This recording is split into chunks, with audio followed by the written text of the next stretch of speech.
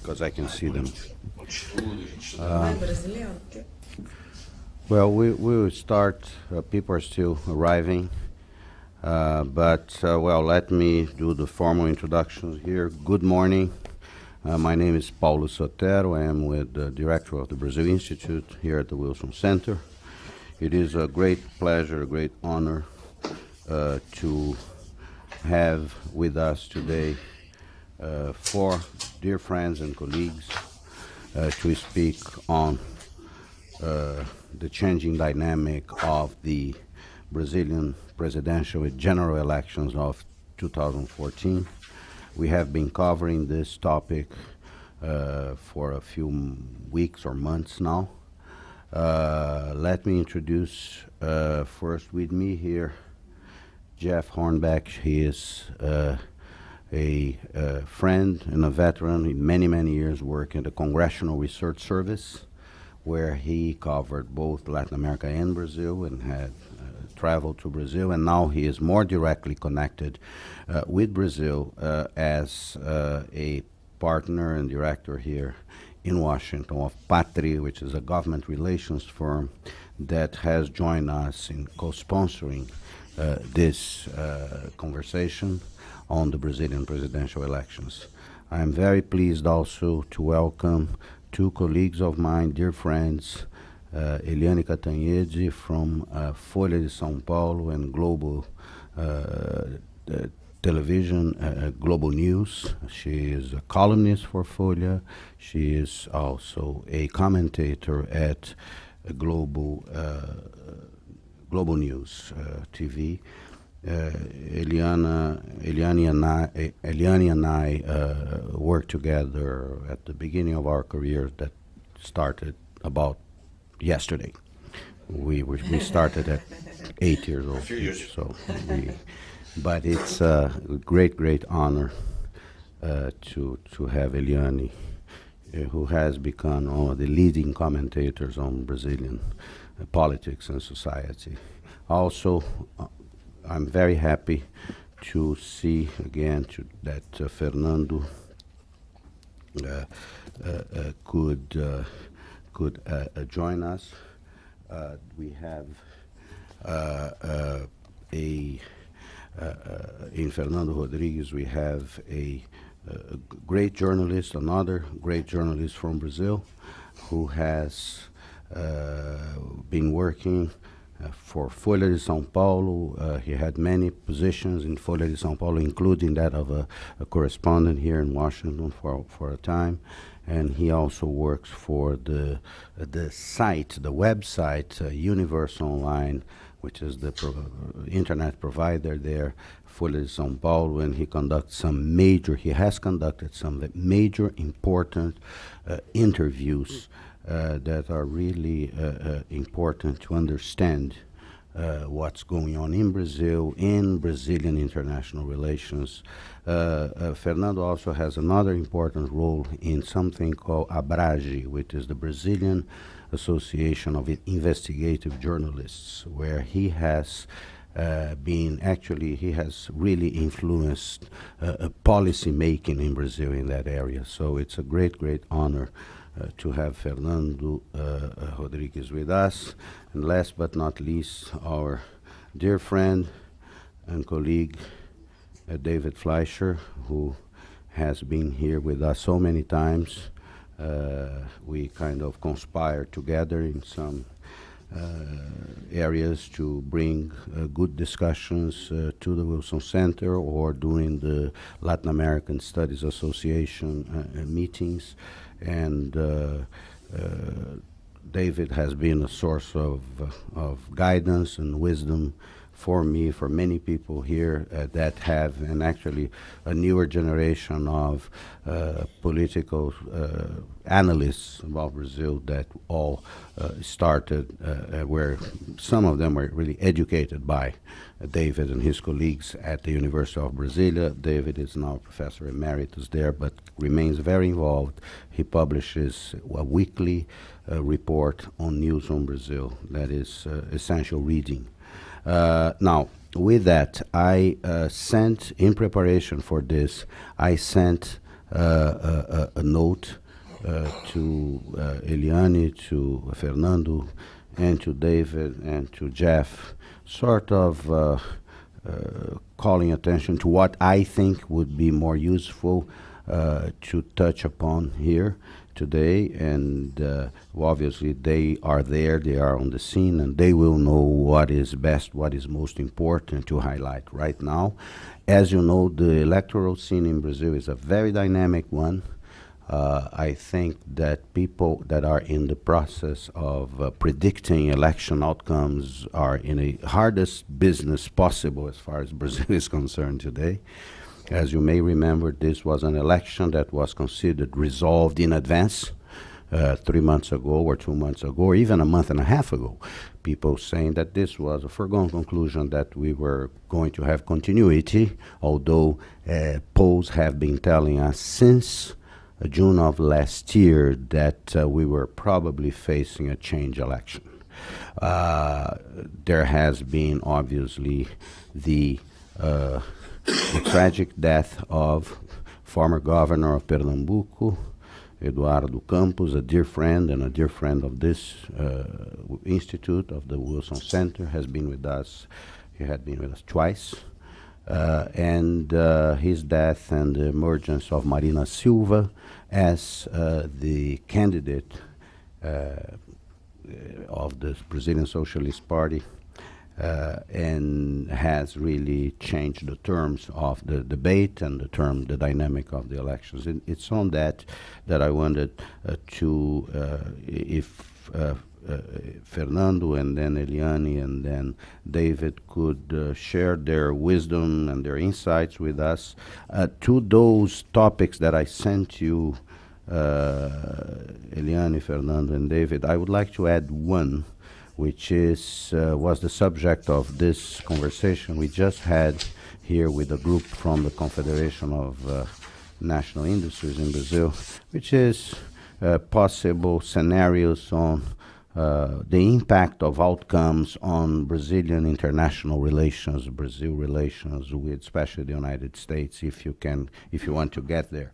But with that, I would like to invite, and in the order that we established initially, that Fernando would go first and talk to us for about 10 minutes about what he sees as the most important elements of this campaign, and especially in a day that Fernando this morning or yesterday evening post something, an information that's very important.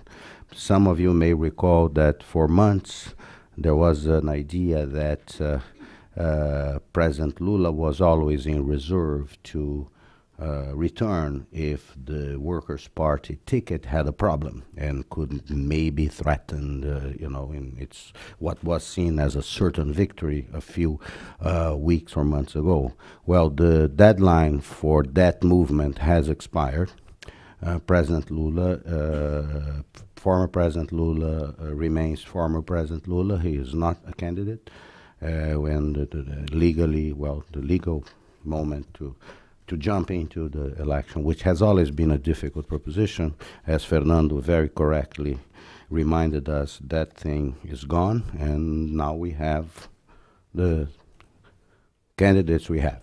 That's what is they are going to confront the voters on October 5th, and then again, two of them will confront the voters with a choice, important choice, on October 26th. With that, I would like to invite Fernando to give us his highlights of what should we be paying attention as far the 2014 election in Brazil, the 7th since reinstatement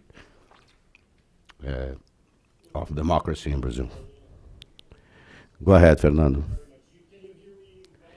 Yeah, maybe the volume should go up a little bit, Michael. Okay, you're working on this right now. Yes, I think now it will be good.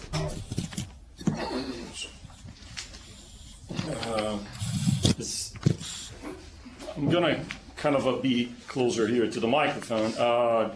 How does that sound right now? No, it's just a matter of controlling here. We have to get more Okay. volume on our end. That's all right there.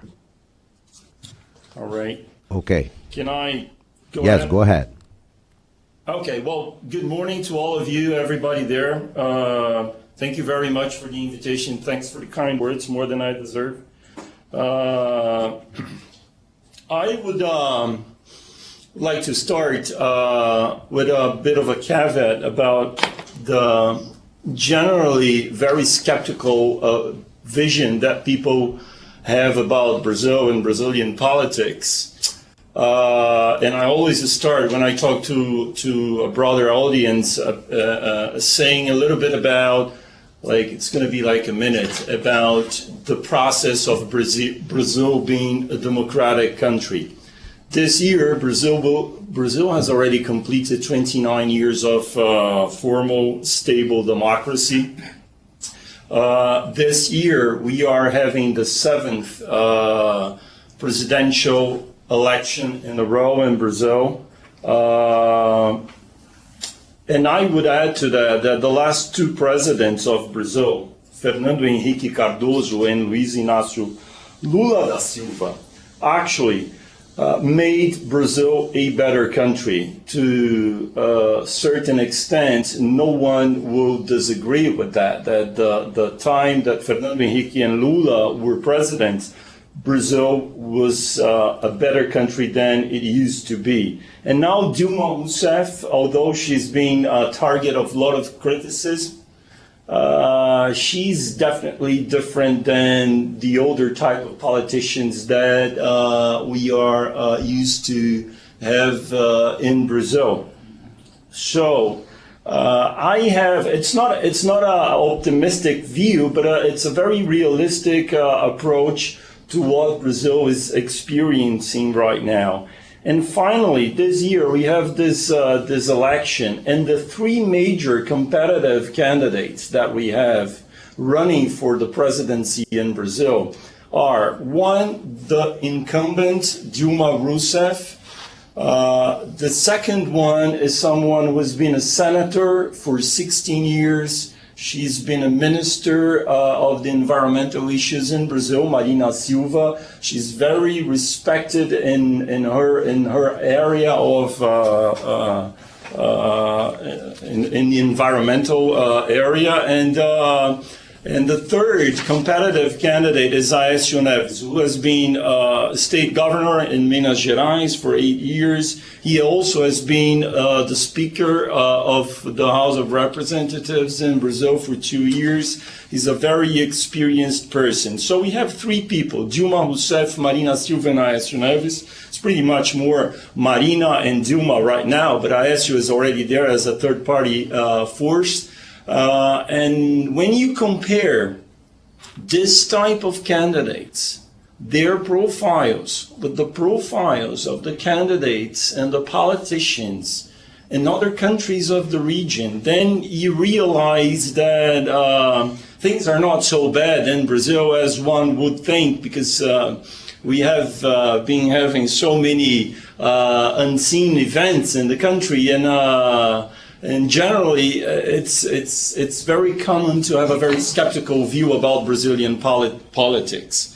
And I don't see a gloom future for Brazil next year, no matter who wins, either Dilma Rousseff or Marina Silva. I think it's going to be business as usual in politics. I think if Dilma Rousseff wins, we know pretty much how she's going to conduct her term as president for the next 4 years. And if Marina Silva wins, it's becoming more and more clear every time, every day, the way she will conduct her presidency. Of course, there are some doubts. Of course, there's going to be some bumps in the first 6 months. She's going to have to build up some sort of coalition in the Congress. But I don't think it's going to be chaos, as someone might be induced to think, because she doesn't have a very strong party backing her right now.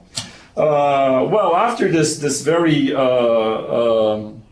brief overview of the scenario here in Brazil, I'm going to go through the script that Paulo has sent us here. He has sent us some questions for me and Eliane and David, and I will go first on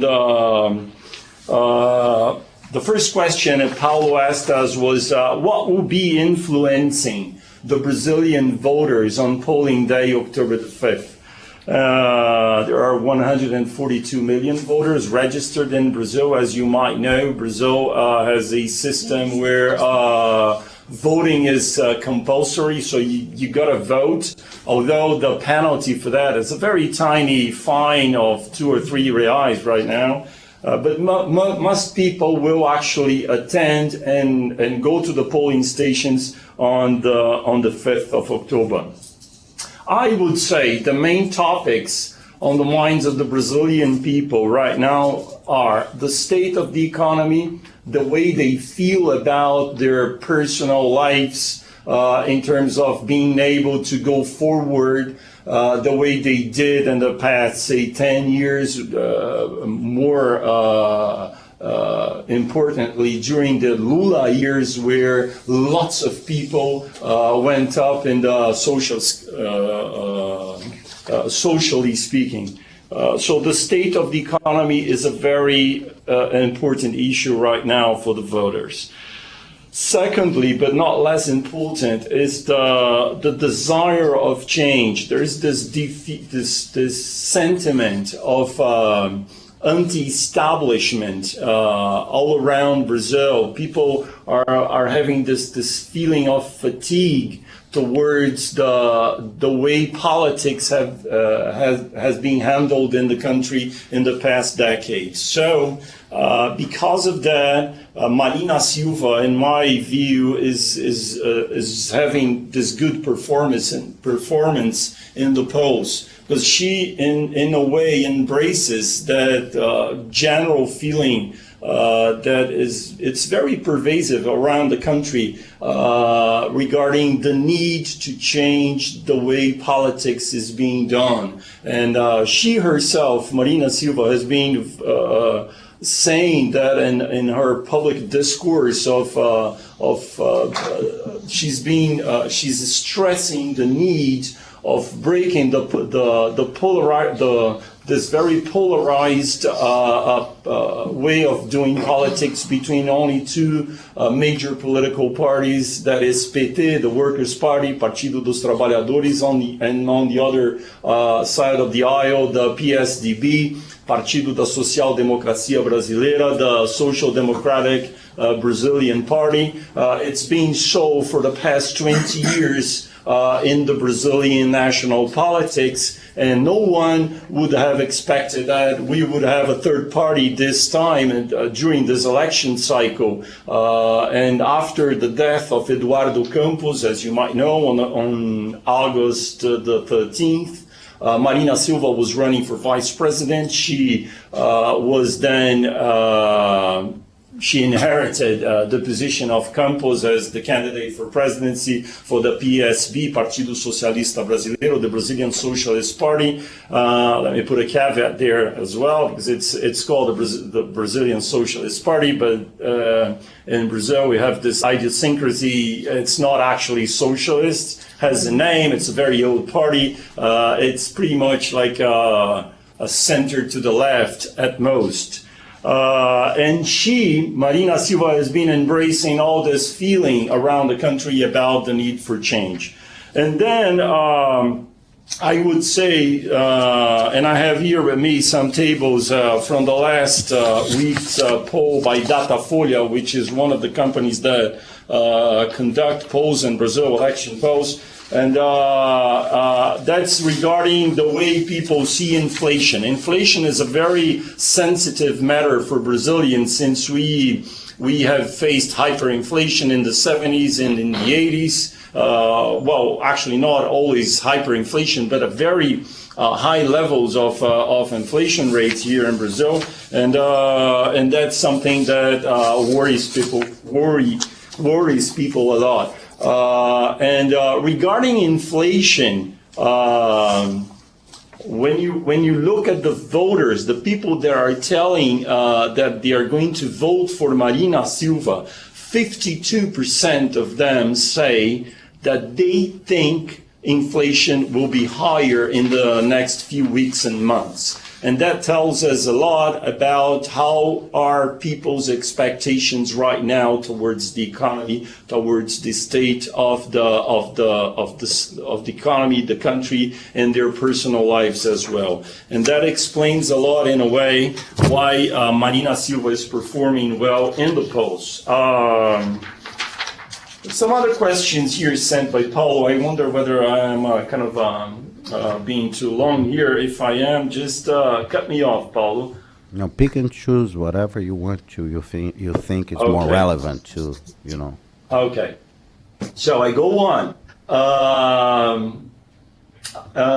Paulo sent us a question here that until very recently, there was this conventional wisdom within Brazilian pundits analyzing politics, saying that, well, Dilma Rousseff is very strong. She's backed by Lula, who's a very popular leader in Brazil. She has the largest time slot in television for commercials in Brazil, as you might know. It's different than the United States. You don't have to buy the time on TV and radio. You get that with being paid with taxpayer money, and it depends on how many parties you have on your coalition. You're going to have more time on TV. And Dilma has the largest time on TV and radio during this election, so she's going to be very strong. So it's taken for granted she's going to win. And then we have Marina Silva, and they are tied in the polls right now. So what happened? Could we not foresee that in the previous months? Well, actually, that way of analyzing things and the whole scenario was before Eduardo Campos died a month ago, August the 13th. After he died, and when Marina Silva inherited his position and became the candidate for president, that was a whole game changer for the Brazilian politics. Then one might ask us, well, but could you not be able to predict before Eduardo Campos died that Marina Silva would be as strong as she's been right now during this election cycle? Well, that's very hard to say, because she was not on the spotlight being the candidate for vice president.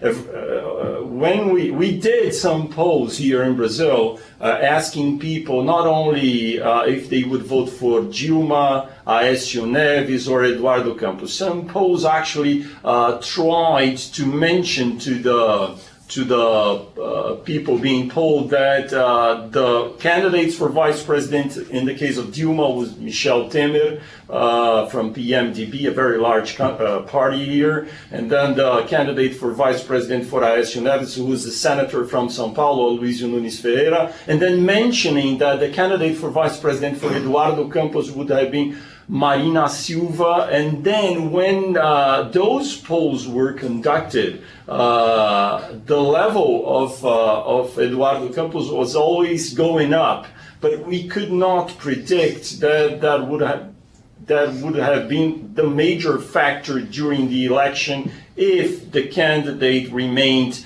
being Eduardo Campos.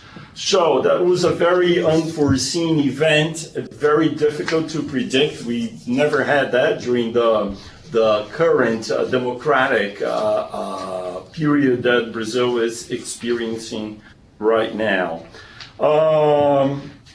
The other question Paulo sent us was that why Lula could not have been the candidate, and he himself in his introduction mentioned that that is ruled out right now, because there is a regulation in Brazil that imposes to the parties to change the candidates up until 20 days before the polling day, and that is September the 15th in the case of this election cycle. Yesterday. Yesterday. Yeah, that was yesterday. And just for you to know, elections in Brazil are always on the first Sunday of October. This year it's going to be October the 5th, so 20 days before September the 15th. And then Lula was not the candidate, nominated the candidate yesterday, so it's gone. There's no possibility of the, what we call here in Brazil, the movement, Volta Lula. Lula come back. He's out right now. There's only one exception for him to be nominated as a candidate or anybody. That is in the case of a tragedy, like when the candidate dies or something like that. But no one is expecting that, of course. So Lula will not be the candidate. And if I might mention something, Lula might be willing to run for the presidency in 2018, in 4 years' time. That is possible. Yes, that is possible. But again, one should consider that's going to be a first in the Brazilian political world. We've never had someone who was president, stayed out for 8 years, and then came back. Getúlio Vargas stepped out in 45 and he came back in 50. That was 5 years, and actually that was a very tragic episode in the Brazilian history, as you might know. And in the case of Lula, he would have to be 8 years out and then come back in the year 2018. That is possible. Again, yes, it is possible. But things change so fast within Brazilian politics lately that I doubt that one could predict with 100% certainty that might be a scenario. And again, if this feeling that is being seen in Brazil about renewing politics and changing the way politics is done makes it a little bit even more difficult for Lula to come back in 2018. So I doubt he's going to be that huge, big player he used to be 4 years ago, and he still is right now, but certainly not as strong as 4 years ago. And then there is this final question here. Why is it that Aécio Neves, the social democrat, the senator, 55 years old, roughly, I missed here, if I don't know how old he is. 53, so he's younger than that. I think he's older than that a little bit. Well, roughly between 53 and 55 years old. Why Aécio Neves, a young person who could embrace this feeling of changing politics and giving some oxygen to renovating politics in Brazil, why he has not happened in the Brazilian politics. He's trailing around 15% or even lower in the polls right now, and it's not taken for granted, but it's almost certain he's going to be out of the second round of vote in the last Sunday of October, which happens to be this year, October the 26th.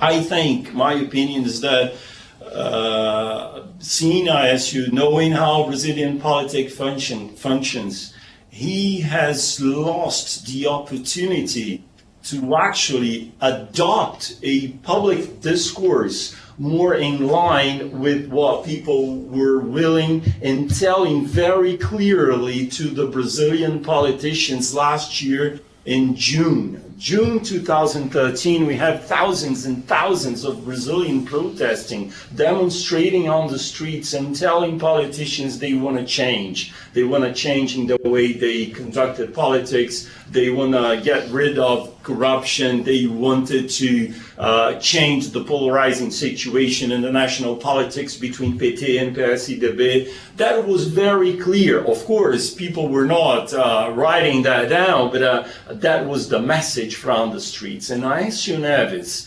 decided to go on the safer side, the way he was always used to do politics, and that was closing a coalition with regular parties, not doing any changes in his in his proposals for a term as a president beginning 2015, and he is seen in a way as an old politician, no matter he's so young. He himself, he's less than 55 years old, so he was not nimble enough to capture the spirit of the time, the zeitgeist of the Brazilian politics, and he was surpassed by Marina Silva. One would, even I ask you, many social democrats could say, well, but remember this, before Eduardo Campos died, Aécio was in the second place. He was running for president with 23% in the polls. He would go to the second round, and the predictions of the polls before Eduardo Campos died was that Aécio would have a good stand and a good chance to defeat Dilma Rousseff. That's right, but he could be a little more bold. He could have been bolder and think of the possibility of actually representing he himself the changing in Brazilian politics, and that he has never done. I give you one example. Up until 6 months ago, Aécio Neves was out of all social networks on the internet. He didn't have Facebook, he didn't have Twitter. He was a complete analogical politician, actually from the 20th century. He was not connected. And being connected with the voters in the 21st century politics is vital for everybody.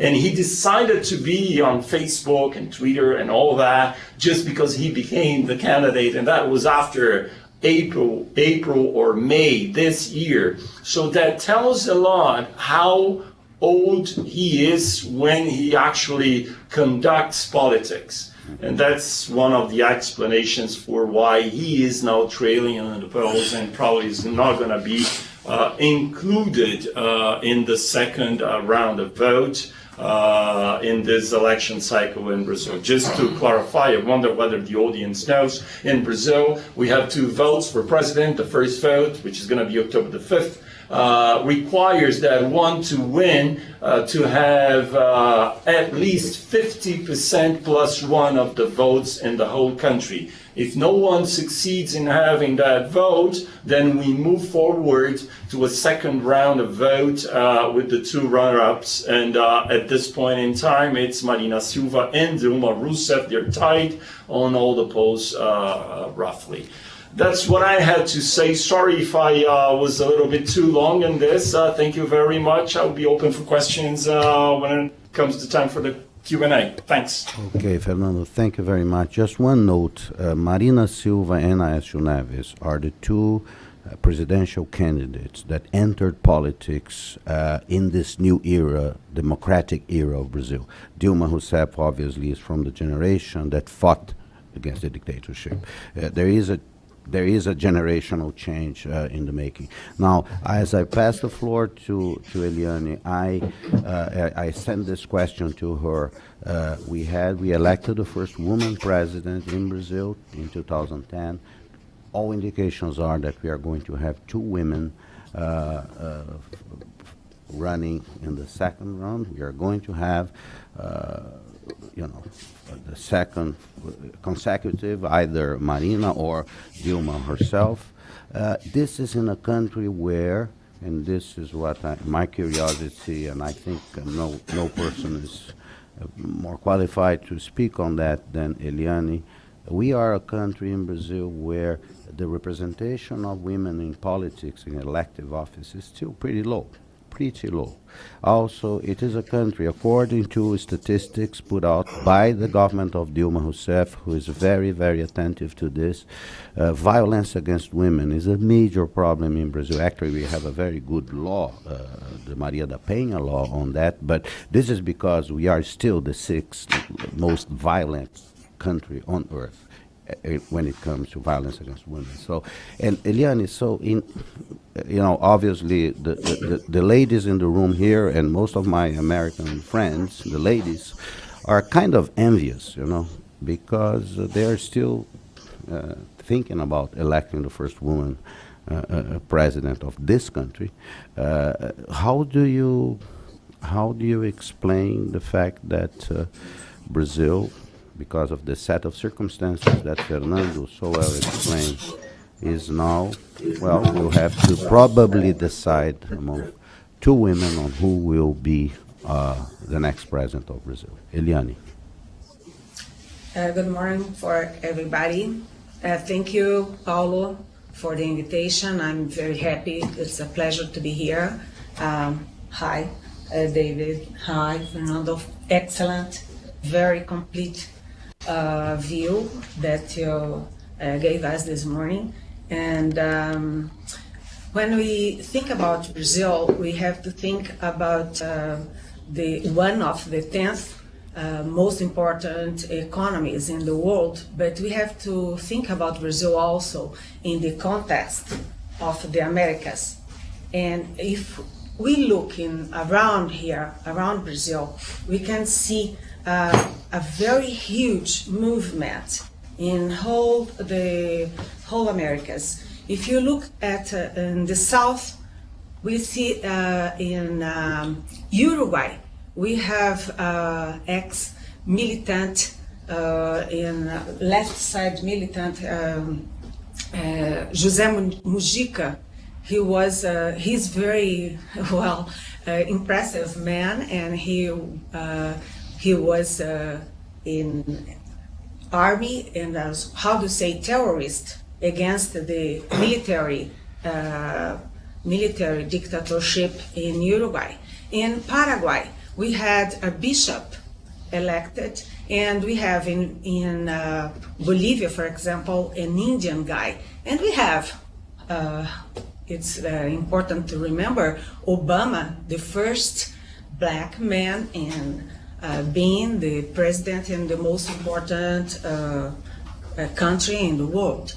So in Brazil, we are connected to this movement that people are looking for different ways of doing politics, of looking for the future, looking for representatives that are more connected to the majority of the population. And that's what happened in Brazil. We saw Fernando Henrique Cardoso. He is a socialist, he is a scholar, and when he was elected for the first time in 1994, everybody said, wow, that's very shocking, because we thought that we would take much more time to have a democracy to elect Fernando Henrique Cardoso. And then after him, we had Luiz Inácio Lula da Silva. He is his family very poor, coming from the northeast. That's the poorest part of the country, and he didn't have a diploma. He didn't study in a university, and he was elected. And then after Lula, after 18 years of Fernando Henrique and 18 years after Lula, we had the first woman president, President Dilma, and she is not a common person. And now we have in these days, it's a fantastic, this election is the most exciting election that we have seen since 1989. That was the first election after the dictatorship. And we have two women. It's important for us today, I think, to talk a little bit about these two women, because they both come from the left side of the Brazilian politics. President Dilma Rousseff has a very strong biography. She was born in Minas Gerais, one of the three richest states in Brazil, and she's a daughter of a Bulgarian lawyer from Communist Party in Bulgaria and a housewife in Brazil. And Dilma Rousseff, as median class, she studied in good schools, Catholic schools. She had good education. She had access to very, very good books. And very, very young, she joined the armed parties that defended the communism and fought against the dictatorship in Brazil. Dilma Rousseff was only 19 years old when she was caught, and she was tortured, and she stayed 3 years in jail. It's not common, and this is not a common person, right? And she's economist, focused in energy, and joined PDT, that's a nationalist party, just to resume it, before moving into PT, the Worker Party, with the former President Lula. Well, but if Dilma Rousseff has this strong biography, Marina Silva also has a very impressive biography. And it's important to the world to look at it, because the raising of Marina in the political scenario in Brazil is a very good example of what's happening in here. I bet that the American people here that are with us this morning have never heard and don't know about Acre. Acre is a very, very small state up north in Brazil, and I would say that a lot of Brazilians, most of Brazilians, don't know even where is Acre in the map. But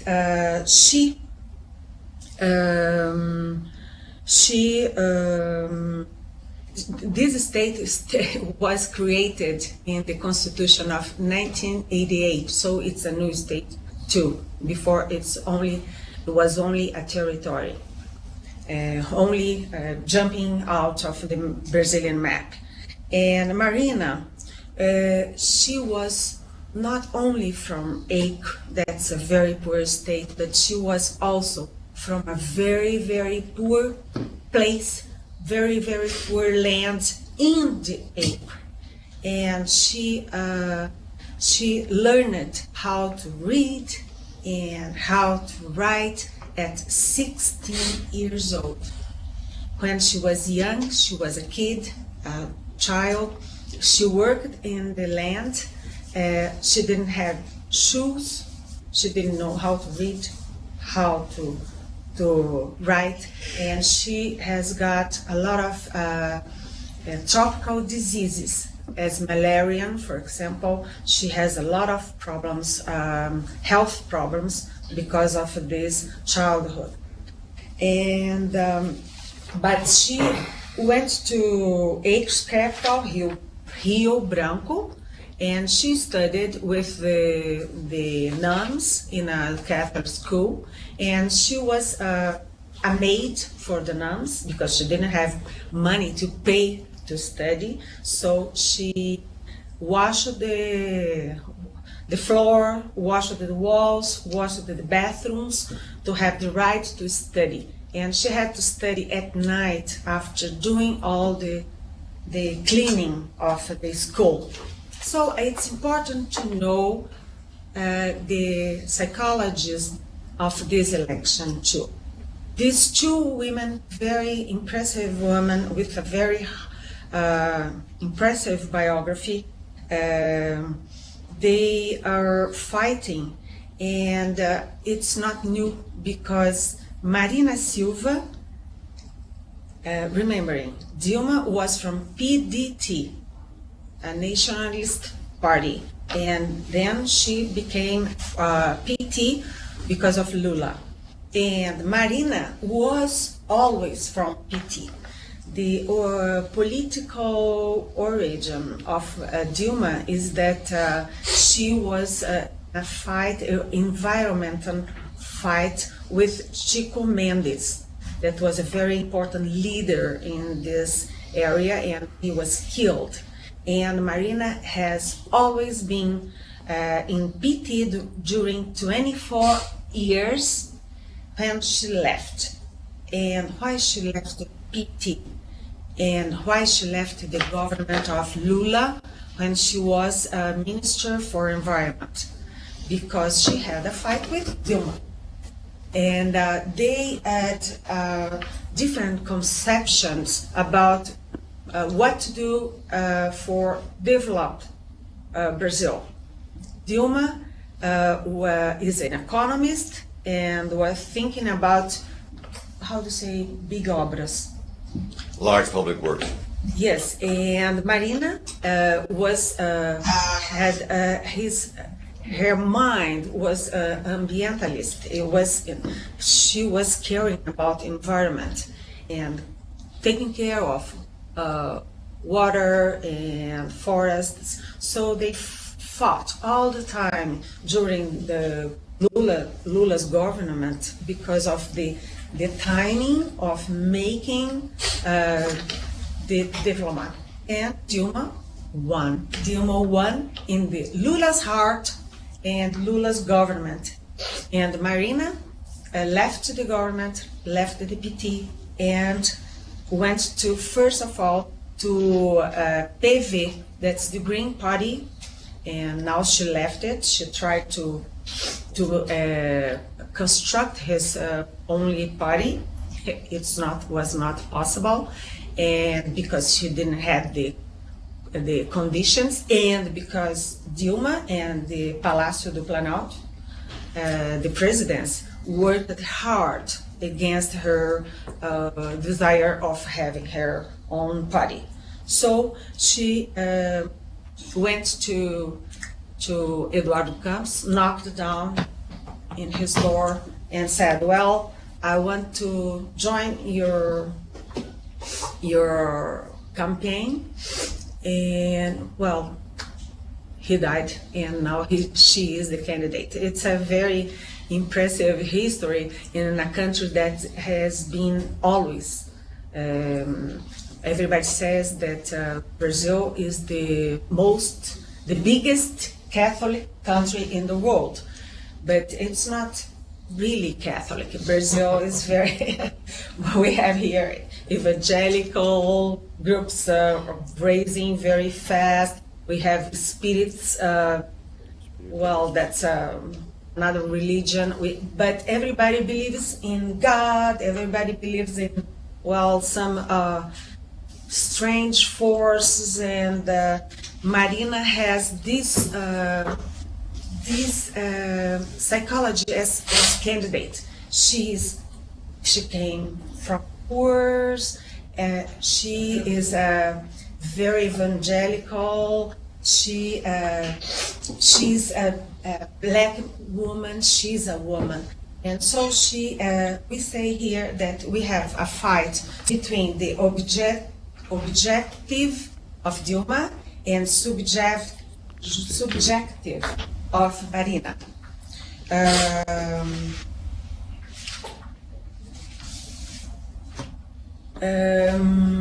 But after these two women fought during Lula's government, Marina has learned a lot. She now is more flexible, she's more pragmatic, and she has made a connection with different sectors in Brazil's economy. She has a good interaction with banks, with industry, including the agriculture sector, because one of the fights she had when she was Minister of Environment was with the agriculture sector. But now she is trying to be more, I would say, Pragmatic. pragmatic. And she's making her position more acceptable for bigger groups of sectors in Brazil. And she has also good talks with international. She has a good image, and for example, in the United States, in Europe, because of her positions in environment, and since the death of Chico Mendes, and she had about 25% of in the polls without being candidate in April. She was not candidate. The candidate was Eduardo Campos, and she had 25% as she should be the candidate in Datafolha. And it's not a surprise that with this biography, with the death of Eduardo Campos, she would rise. But Dilma Rousseff has much more conditions. She has about 12 minutes in TV every day in this propaganda that Fernando has explained to you. And Marina has only 2 minutes to say what she wants, what she intends to do.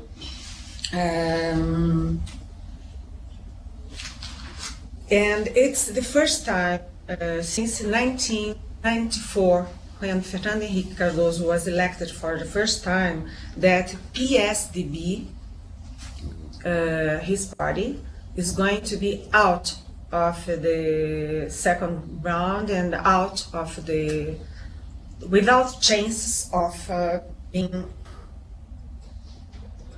electing the president. It's the first time. This is very important because everybody, the ones that are critical in direction of Marina, they say that she doesn't have conditions, political conditions, to be president. And so Marina will need the PSDB, because PSDB has good people in economy, in education, in health, people from academy. So she's going to need PSDB, and PSDB will need Marina, because PSDB is one of the most important political forces in Brazil and can't be out of the process. So everybody is expecting an alliance between PSDB and Marina for the second round, and also to govern. And Marina has already given an interview asking José Serra to come and join her government. And José Serra is from PSDB, is very close to Fernando Henrique Cardoso, and he was the opposite of Marina Marina and Dilma in the 2010 election. And so Marina is signalizing that she wants to we say here, subir a rampa, to govern with the PSDB group. It's important because one of the most important problems in Dilma's government is the economy. Dilma has good projects, punctual projects, but she doesn't have strategic projects for Brazil. And economy, if we can think about the the growth of Brazil in the 10th month. For the 10th month, the growth of Brazil is going down, and the last expectation is that it will be 0.3% this year. GDP. GDP Growth. and GDP growth. And we have the inflation at 6.5%. It's out of the meter, and we have problems with the fiscal account, and we have problems also with the external account. And also we have problems, strategic problems in the relations, for example, with the United States. And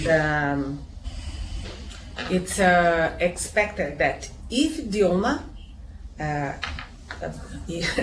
it seems she's going to be re-elected. It's difficult to say it here, but it's the most important probability.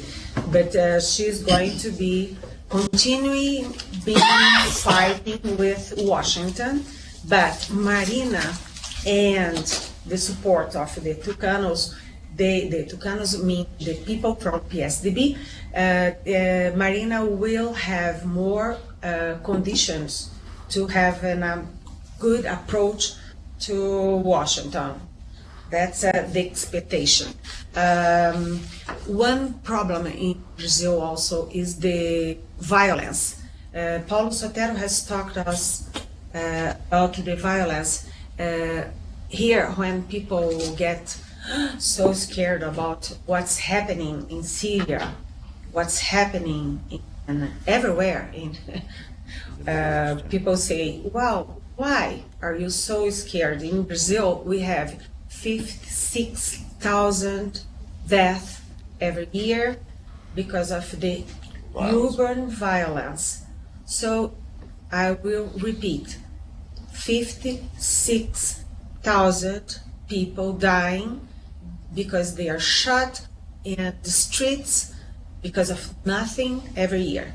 That's a huge problem. The candidates are not talking about this.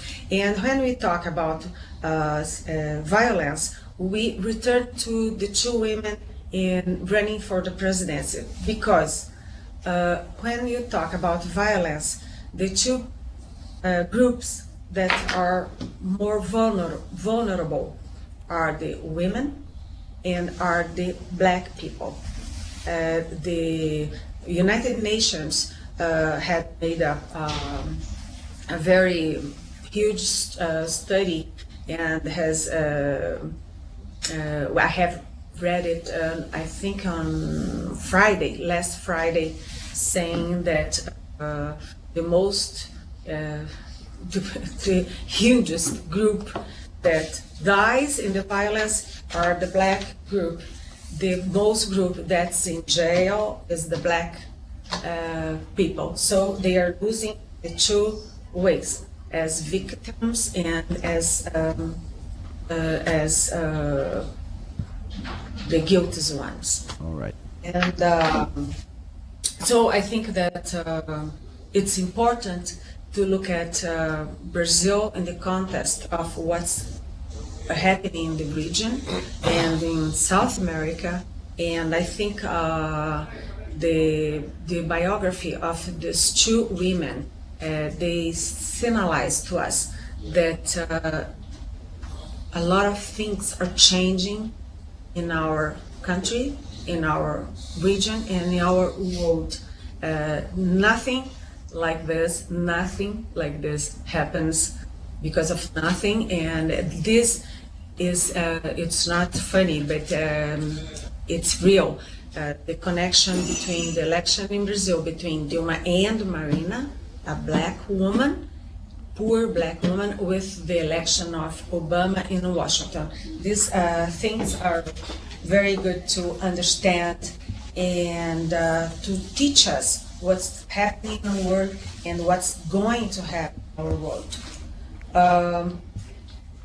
I think that's, I did talk about religion. Paulo Sotero has asked me to talk about religion. Marina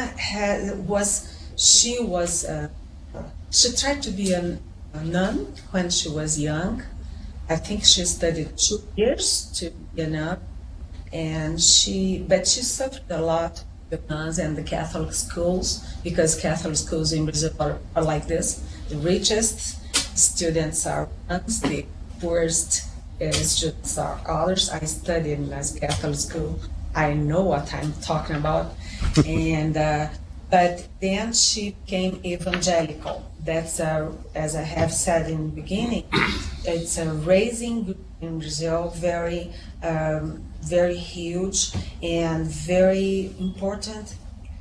Each year, more important in the elections and in Congress, and that's could be good for her, for Marina, because of the voters from evangelical groups, but it's also bad for her because she has a conservative article of for example, homosexualism and for abortion. She has all the ideas about it. That's why she's trying to push these issues away from the election, and Dilma Rousseff doesn't care, because Dilma Rousseff also doesn't want to talk about these issues that are very difficult to discuss in Brazil, especially during elections. And two things, just to finish, two things. The importance of Dilma and Marina in the scenario for the presidents doesn't reflect in the scenario for the governors of the states. If you see, PT is very, very badly in the polls in Rio and São Paulo, and is fighting against PSB in Minas.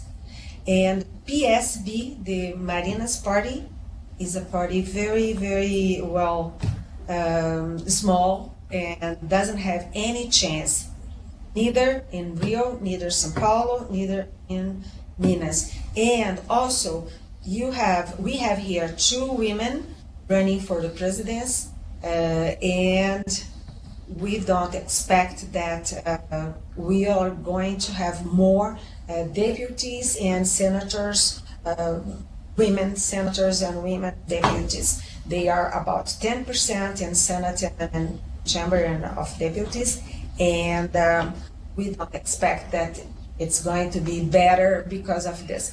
This is we can say, the strange things in Brazilian politics. Thank you.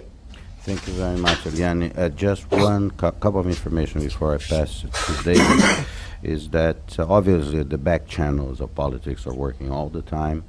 President Cardoso is quoted in a paper, I think today or yesterday, indicating that he would support Marina Silva if she makes a commitment to, or she reaffirms the commitment she already made, and I hope that they will explore this because it's very important, to run for only 1 term, that she will not run for re-election. This is very relevant information. Latest polls show that President Dilma Rousseff has gained some after 2 or 3 weeks of Americans won't be shocked by this, negative campaigning. We know this can be very effective, but the rejection rates, and David and Fernando and Eliane, correct me if I'm wrong, the rejection rates for Dilma that have been very, very high, the highest we have seen, have not come down.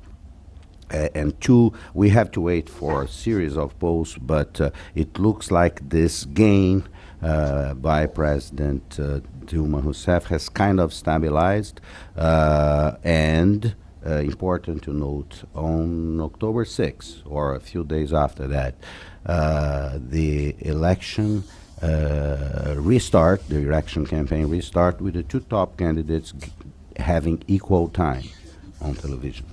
That is, and I wanted to hear you guys because something I read, actually I read a very good article by Valdo Cruz in yesterday's Folha, it's referring to the fact that in his analysis, it's a very costly politically, potentially for President Dilma Rousseff, this strategy because she, in order to contain Marina, is kind of blowing bridges to the private sector, to the financial sector, and for reasons that I think David will explain. So the polls right now suggest that first round, President Dilma prevails by something like 6, 7, 8 points. Second round, two polls already out suggesting that Marina remains ahead by 1 point, 42 to 41, I think, in both polls, well within the margin of error. But there is this change that is coming in terms of the exposure of the two candidates, so it will be very intense. Now, David, please share with us your wisdom as an American Brazilian or Brazilian American, a keen observer of the scene. Where do you see things going right now? What are I'm not asking for predictions because this would be completely unfair in this sort of election, but where do you see the winds blowing right now? Paulo, could I just ask David also maybe to touch on one thing, since I guess he looks on these polls so carefully. You mentioned the negative polling for Dilma, and that Marina is still slightly reading in the runoff. And if you ask people, these are the intention polls. Yes. They'll point to Marina. But if you ask people who's going to win, many of them will say, what, Dilma, right? Yes. So this is a disconnect for me as an outsider. So maybe David could also maybe get into that a little bit and help me understand that in the polling, since he has such expertise in the polling. David. Well, thank you very much. It's a pleasure to engage in this discussion about our election campaign here in Brazil. And I thank you very much, Paul, and also the Wilson Center for the invitation to participate today. We've talked about the question of re-election. In the 1988 Constitution, they put in the absolute majority criteria. If no candidate for president, governor, or mayor achieves an absolute majority, the two top candidates go to a runoff to decide the election. We had a re-election amendment approved by Congress in '97, so that allowed a president to run for one immediate re-election. Different from the U.S., after two immediate re-elections, the president can never run again. In Brazil, he or she could stay out for 4 years and then try to come back, as Fernando Rodrigues remembered the possibility of Lula running again. So we've had two presidents reelected. Cardoso was reelected in '98, and Lula was reelected in 2006. So by precedent, we have incumbents having been reelected president. So by this precedent, you would assume that Dilma running for reelection with the whole federal machine in her hand to be able to control things, that she would probably be reelected. This was the assumption back in June and July this year, before the tragic death of Eduardo Campos on the 13th of August. The comparison of the two women is very interesting. Dilma began in the PDT when Brazil became in redemocratization in the 1980s. She was in Rio Grande do Sul when she joined the PDT, Leonel Brizola's party. And she served in municipal and state governments in Rio Grande do Sul. Then in 1999, the PT won the governorship, and she wanted to remain as Secretary of Mines and Energy in the state, so she switched to the PT. So she, to a certain extent, Dilma is a Johnny-come-lately who came in through the upper story window into the PT in the late 90s. Marina Silva began her political activities in the PT in the state of Acre in the 1980s, together with Chico Mendes, who unfortunately was murdered in 1988. Then she was elected senator in '94 and then re-elected in 2002. as was described before, she left the PT in 2009 and joined the Green Party to run for president in 2010. In 2010, she got almost 20 million votes and came in third and forced the election into a runoff. So Marina Silva has great experience as a cabinet minister with Lula in the Environment Ministry. And she's become, as Eliana remembered, an international icon in the U.S., Canada, Western Europe, defending the environment protection and also sustainable development. And she is what we would call a domestic icon here in Brazil as well. In this election in 2014, we had two grandsons running for president. Aécio Neves, the grandson of Tancredo Neves, who was elected in 1985 but never took office, and Eduardo Campos, the grandson of Miguel Arraes, who was a leftist icon in the late 50s and early 60s, was eliminated by the military government, went into exile in Algeria, came back, ran for deputy, was elected governor, and passed the torch on to his young grandson, Eduardo Campos. So we had a very interesting phenomenon of two grandsons running for the presidency. The question of race in politics is very interesting because Marina Silva is not what you would call a pure black. She is a mixed blood of African origin and white origins, but she is definitely brown-skinned and has the racial overtone. But race and politics are not that strong in Brazil in terms of trying to use race negatively or positively in elections.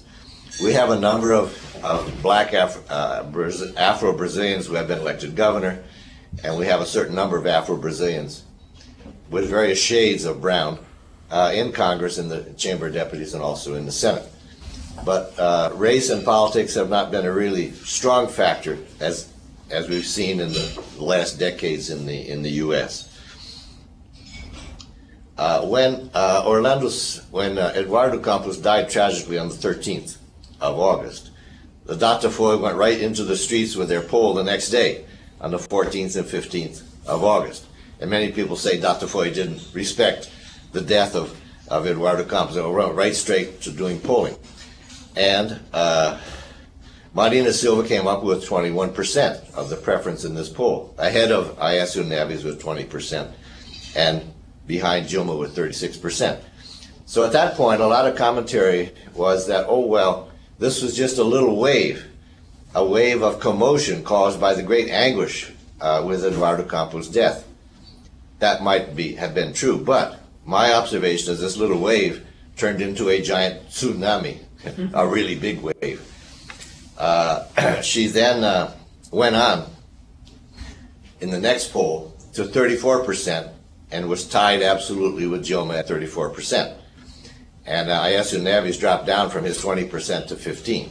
Initially, what she did when she expanded Campos' 8% to her 21% was to take almost half of the undecideds away in favor of her, and then she took 4 or 5 points away from the other minor candidates. We have these 3 major candidates, but we also have 8 minor candidates running for president.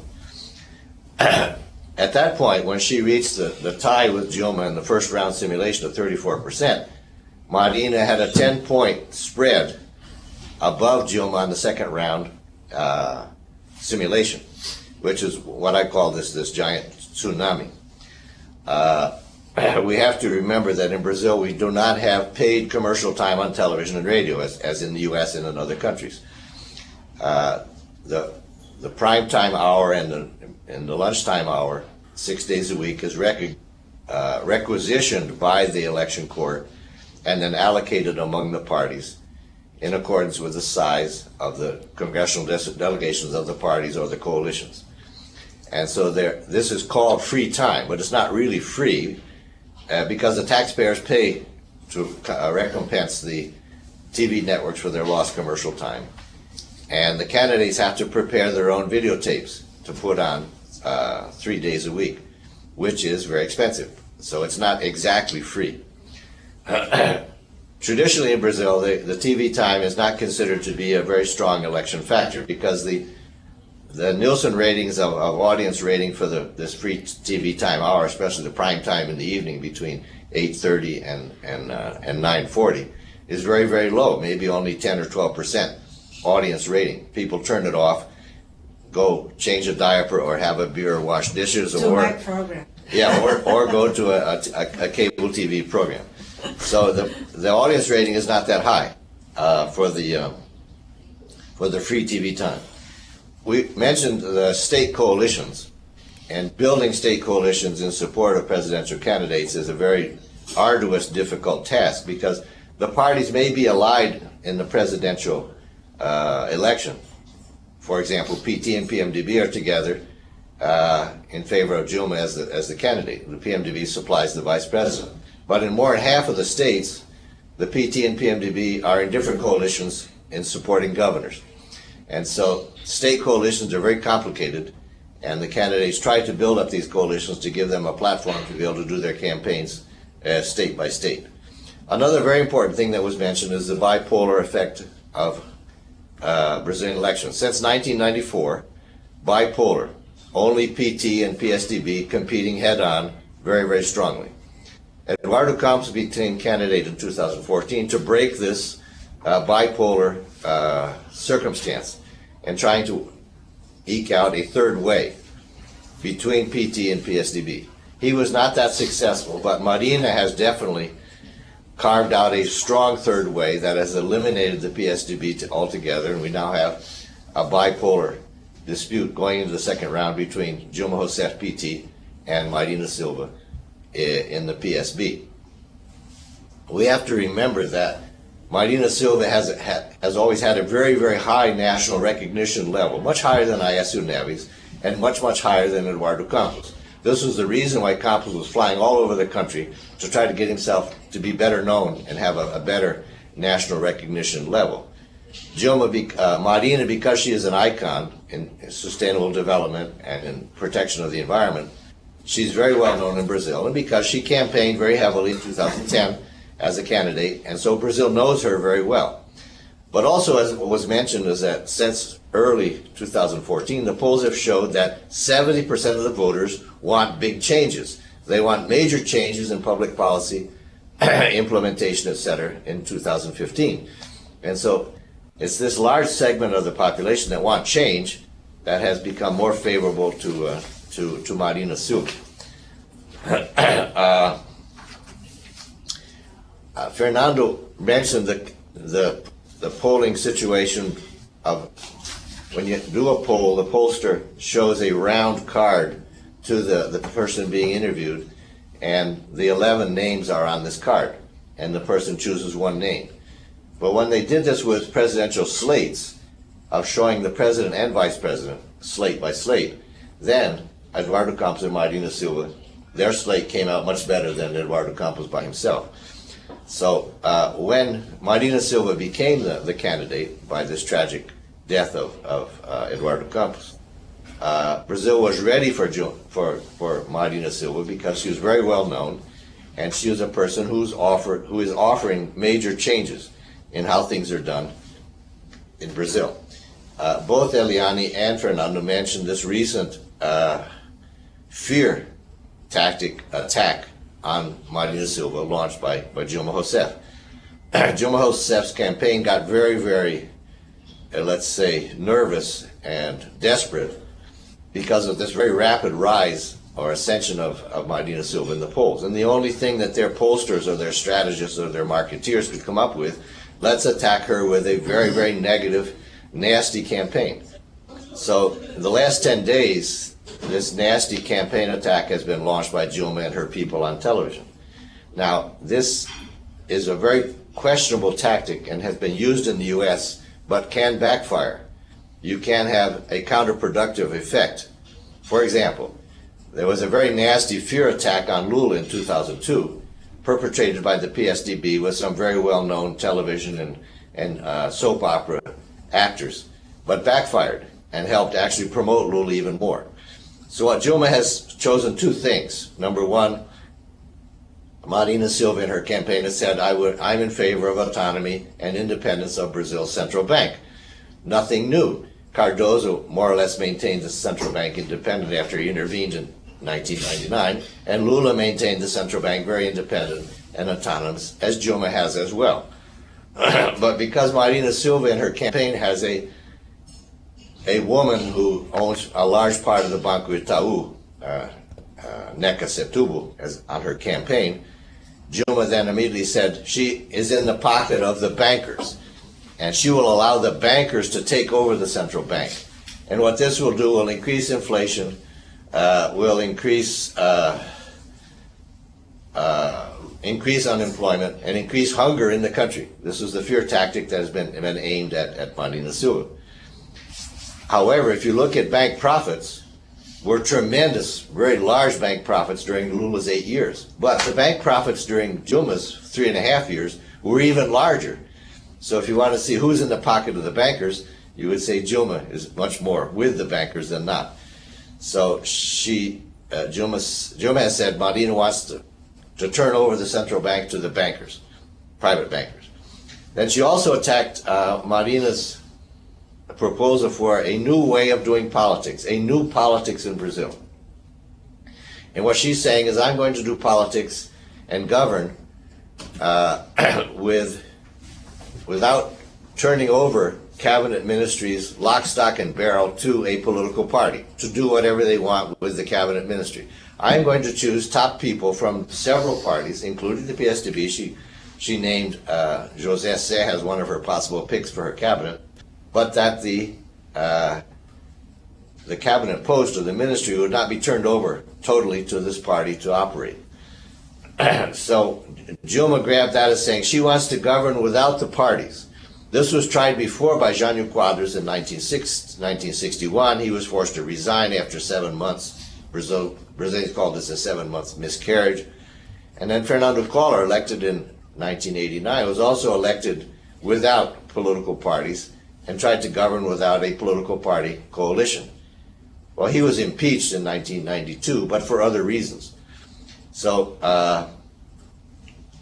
Rubens Recupero, who is perhaps one of Brazil's leading diplomats, now retired, wrote a very interesting article in the Folha de São Paulo saying we have to remember that a president took over Brazil in very, very difficult circumstances. Itamar Franco took over the presidency of Brazil after Collor was impeached in September of 1992 and governed for about a year and a half, not 2.5 years, 93 and 94. And Itamar Franco did not put together what we call a formal party coalition to govern, because he had no political party at that time. And he had a very adequate term as president and governor, governing Brazil, without a party coalition. And so Recupero reminded us that it is possible to govern Brazil without a formal division of the cake, let's say, in a pork barrel arrangement with parties in your government. Brazil currently has 39 cabinet ministries, which are passed out to the parties in the governing coalition, maybe 12 or 13 parties. So this is another type of attack that Dilma has made on Marina. Now, it's very difficult if you're going to attack a very well-known icon, and this may backfire and have a counterproductive effect on Dilma's campaign. So it's a very risky, high-risk, high-gain situation with this very violent negative attack on Marina Silva. In terms of international relations, which have been discussed already, in terms of the candidates, with Dilma Rousseff, if she is reelected, we will have exactly more of the same. What we will also have in terms of economic policy, we'll have more of the same again in 2015. And more of the same means what? A very, very cautious, negative standoff relationship with the United States. This happened after the NSA-CIA explosion back in September last year, when it was discovered that the NSA and CIA was doing a lot of cyber espionage on Brazil and had wiretapped Dilma's phones and the phones of most of her cabinet ministers. These expose also revealed that Angela Merkel, the Prime Minister of Germany, had had her cell phone wiretapped for 13 years. But Dilma broke off a state visit to Washington, which would have occurred in late October of 2013, and the relationship became very cool or almost cold. So many people say that Dilma perhaps would begin warming up this relationship with the U.S. a little bit, but that Marina Silva probably would have a very new approach to the U.S. Another change in foreign policy is that many people have accused Lula, and especially Dilma, of having ideology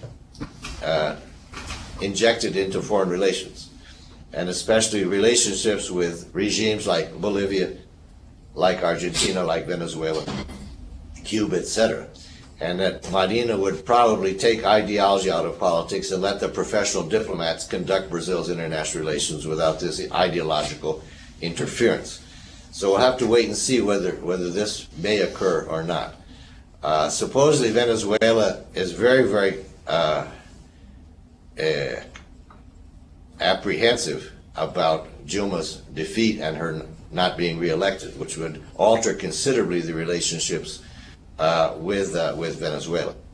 The other part of this type of relationship is that the private sector, Brazilian large construction firms, are very much involved in doing construction projects in Cuba, in Venezuela, in Bolivia, and other places.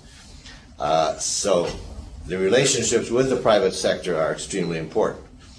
As was mentioned, Dilma has, by Paulo Sotero, Dilma has burned some bridges with the private sector, with this whole episode about the central bank, et cetera, But the private sector considers President Dilma to be anti-private sector and hopes that if Marina Silva is elected, the relationships with the private sector, especially with the industrial sector, would improve.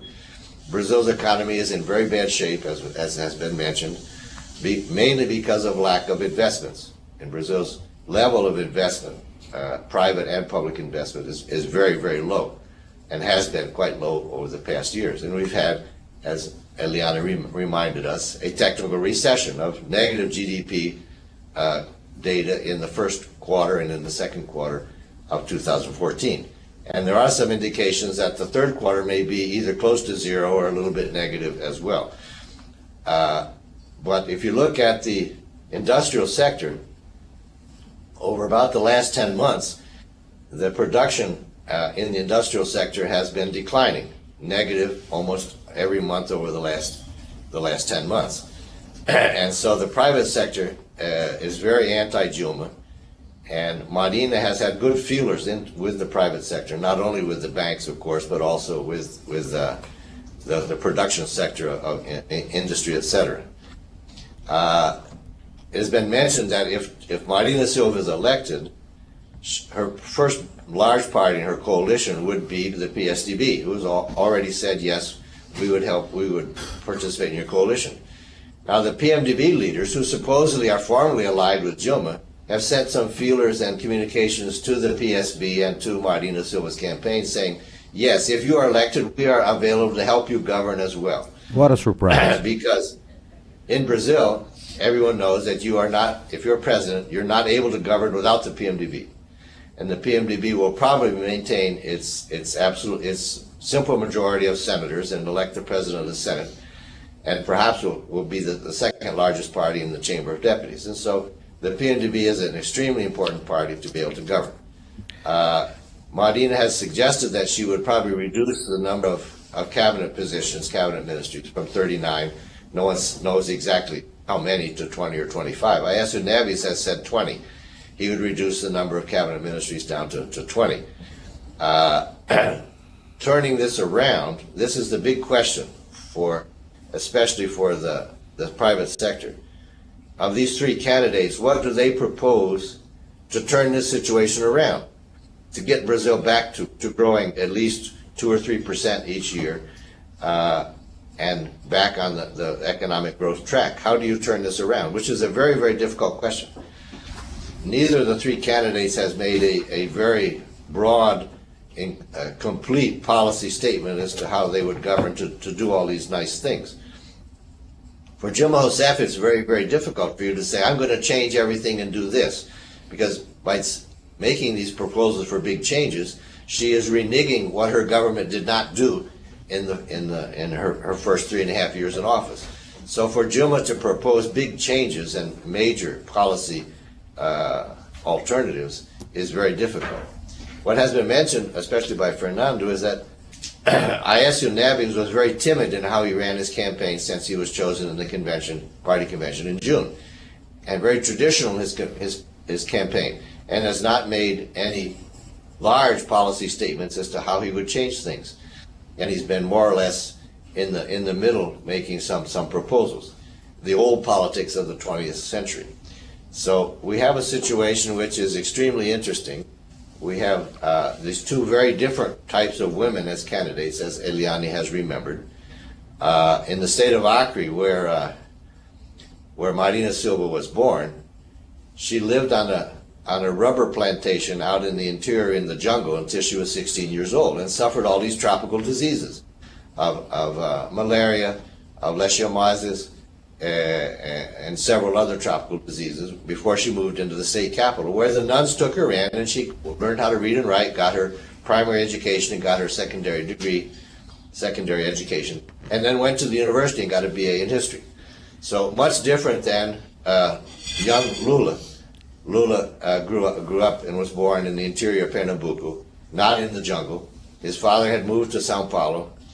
Lula's mother and the children then went after the father in Sao Paulo on a long truck ride, discovered that he had another wife and 3 or 4 children. And so Lula and his brothers had to pick up a lot of odd jobs in Sao Paulo to support their family. And then Lula began his ascent within the labor union movement and never went beyond 4th or 5th grade education. So many people point to Marina Silva, I think erroneously, by saying she's Lula with a skirt. But the background and development of these two people, Lula and Marina, was much different in their migration, Lula to Sao Paulo and she to the state capital.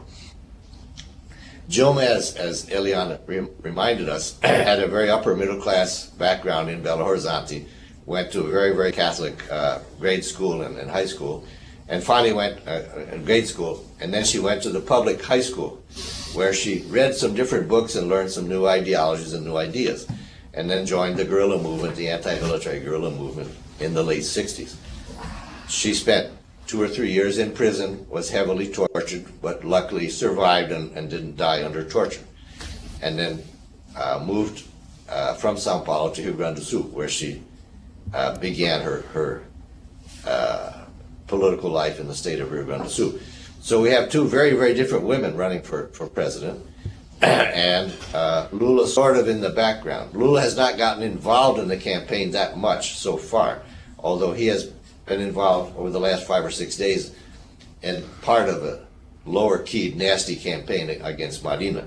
So we'll have to wait and see it in the next 3 weeks, or almost 2.5 weeks, how this is going to play out toward the election on the first round. Probably Dilma will win the first round by, I think, maybe 3 or 4 point difference. But Marina still has a certain advantage in the projections and the simulation on the second round. So we'll have to wait and see how that comes out in the second round on the 26th of October.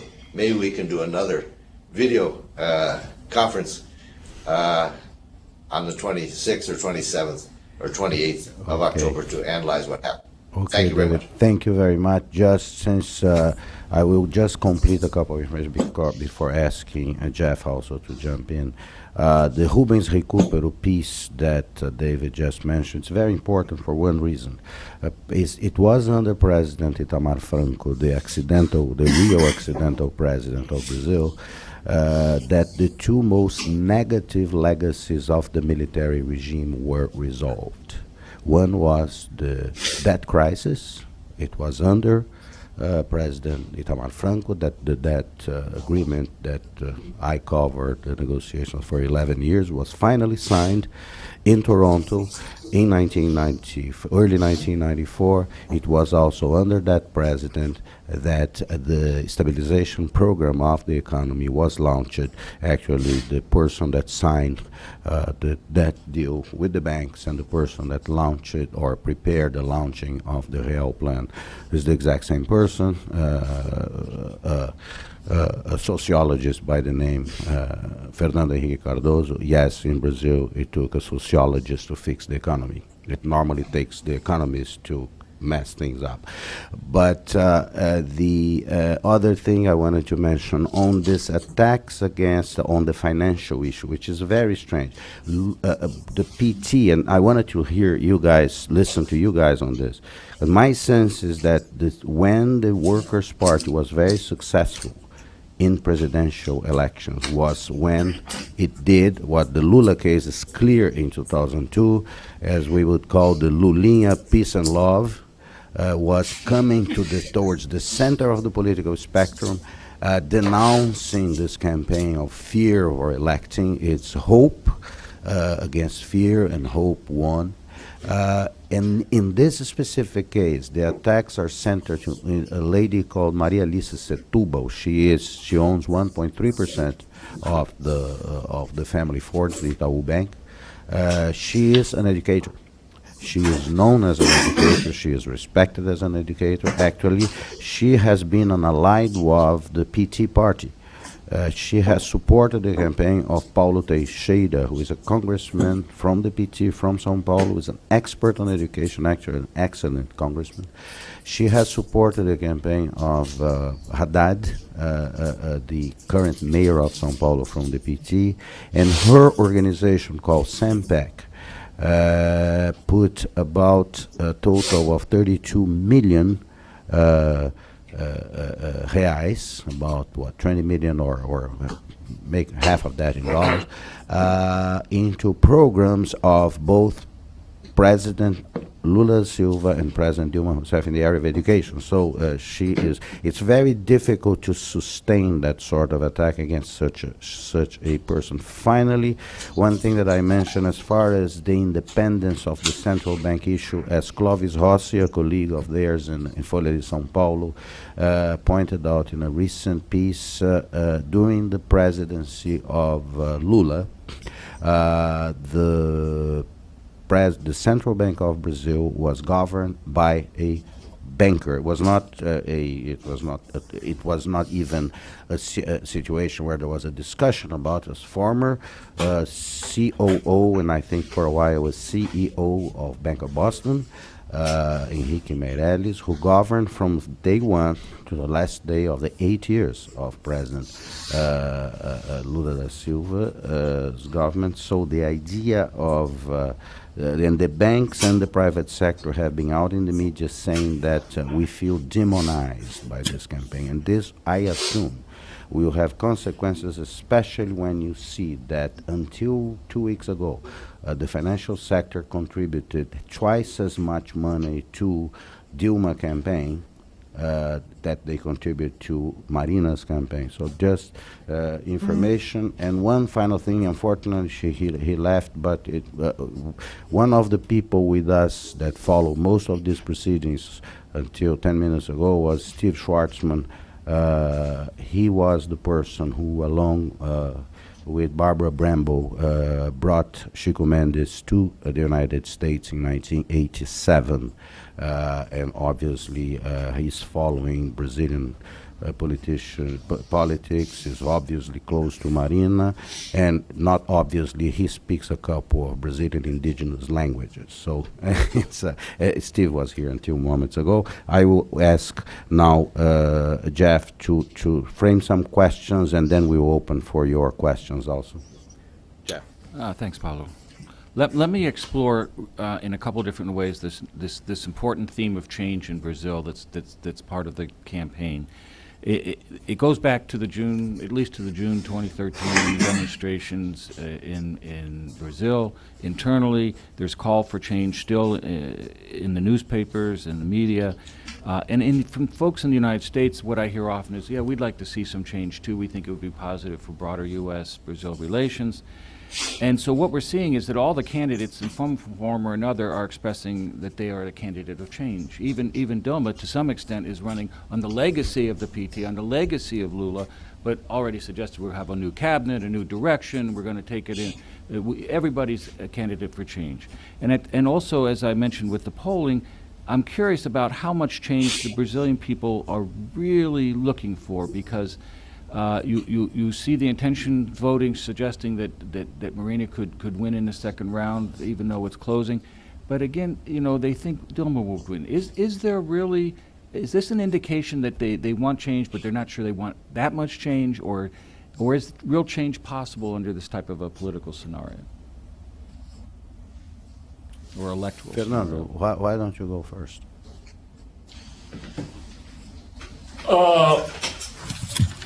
What would you actually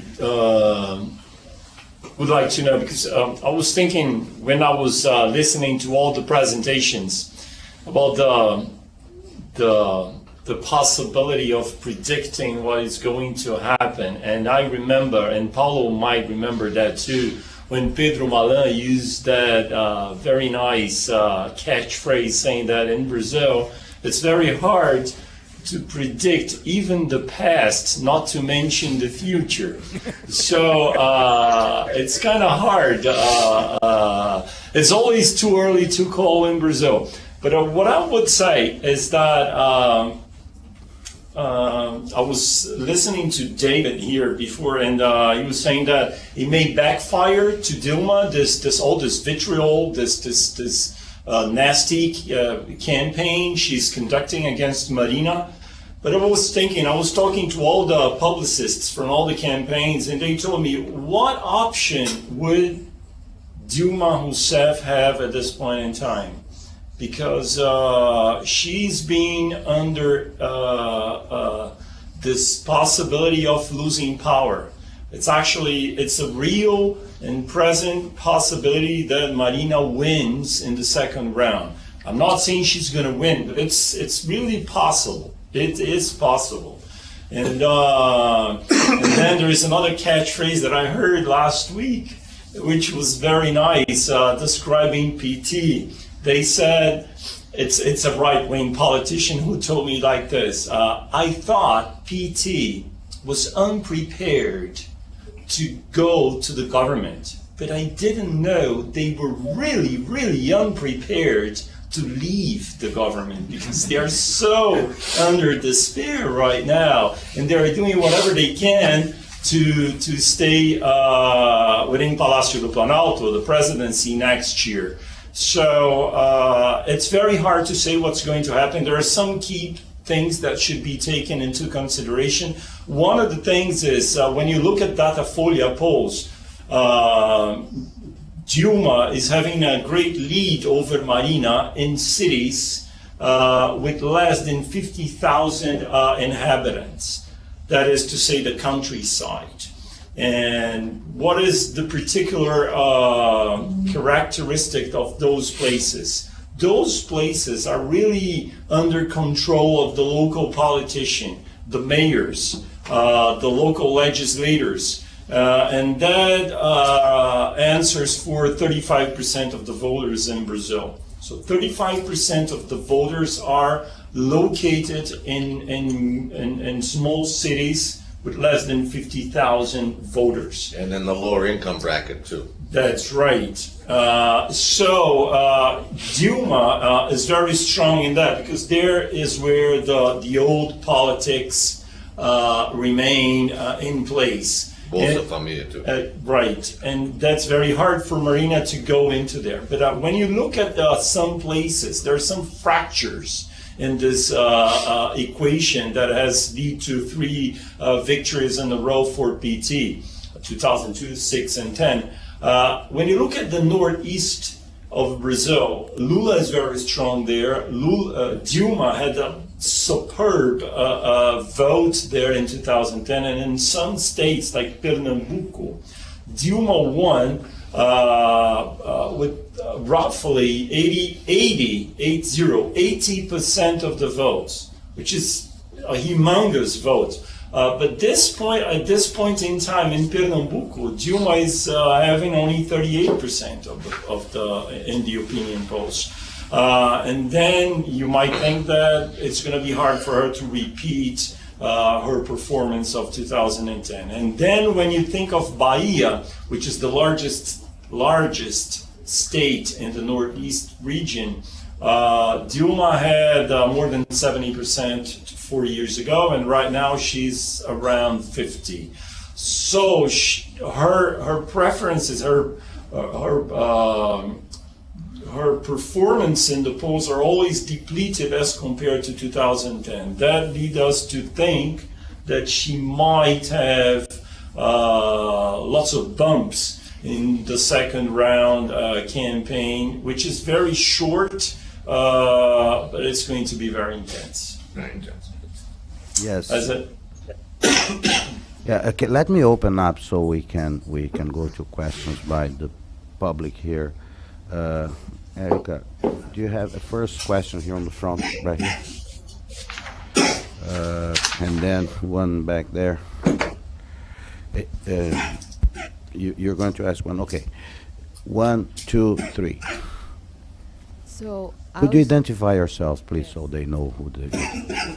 either shall or either shall. Uh-huh. And none of you folks have addressed the issue of corruption. And PT got their entry into the government fighting corruption. And as it turned out, it was one of the big corruptors. And on top of that, with the Petrobras situation right now, can anybody comment on that? Yeah, what is the impact of the corruption business, this thing that has been, well, started with Salon, now this. Eliane, could you address that, please? Yes, it's funny because we are talking here almost 1 hour, 2 hours, and no one talked about corruption. Thank you for remembering us that this is a very, very important issue in this campaign. Because when we talk about the rejection of Dilma Rousseff, it's not the rejection of Dilma, but of Dilma, and also the rejection for PT. When we go back to June 2013, we see young people, and not only young people, but professionals. My psychologist was in the streets, and she's not a kid, you know. And they were asking for a new way of doing politics in Brazil, and they were saying, we are tired of the corruption. The PT was created in Brazil in 1980, and it was a promise of doing different and doing better and doing ethically, and what we see, it's not like this, and so PT became just like the others, and the Brazilian people think, well, we think that there's no way to do politics in a good way, and that's why people went to the street, because they wanted say, no, we pay a lot of taxes, we don't have services, and we have a lot of corruption. So there is an equation here that's not having, it's not functioning, and it's a problem when we talk about the election. Is after election, because Dilma is leaving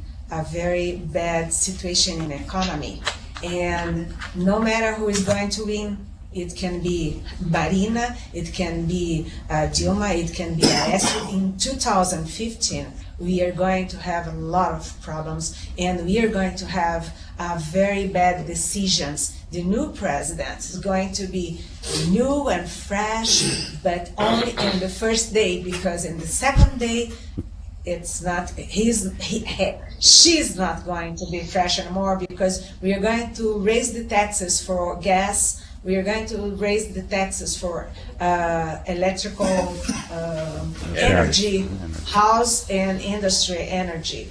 And we have to do something with Petrobras. That's the most important company in Brazil, and we can, who reads the papers and listen to TV and radio, and well, can see what PT has done to Petrobras. But on that note, the new president Eliane, is just going to have to take care of it. on that topic, I think I read something that Fernando posted just this morning I wanted a clarification. It looks like the gentleman who entered into a plea bargain agreement with the prosecutors and he started to revealing whatever this is, José Roberto, Paulo Roberto Costa.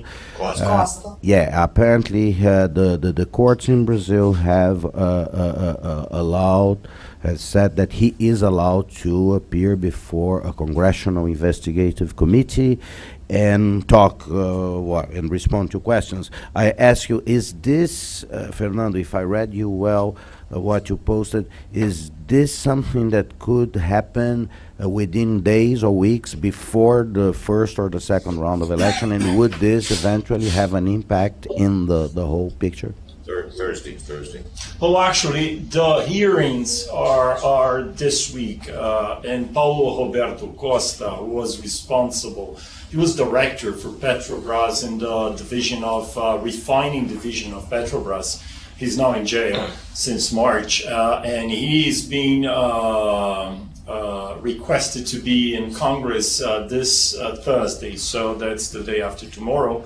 There is some doubts about what he is going to be able to talk and how openly he will be willing to talk to the representatives, because he has made a deal with the prosecutors in Brazil to tell everybody, to tell the prosecutors what happened during his term when he was director of Petrobras. And there is a confidentiality aspect of this deal, and he will not probably be able to tell everything he knows to the Brazilian Congress. But again, the sole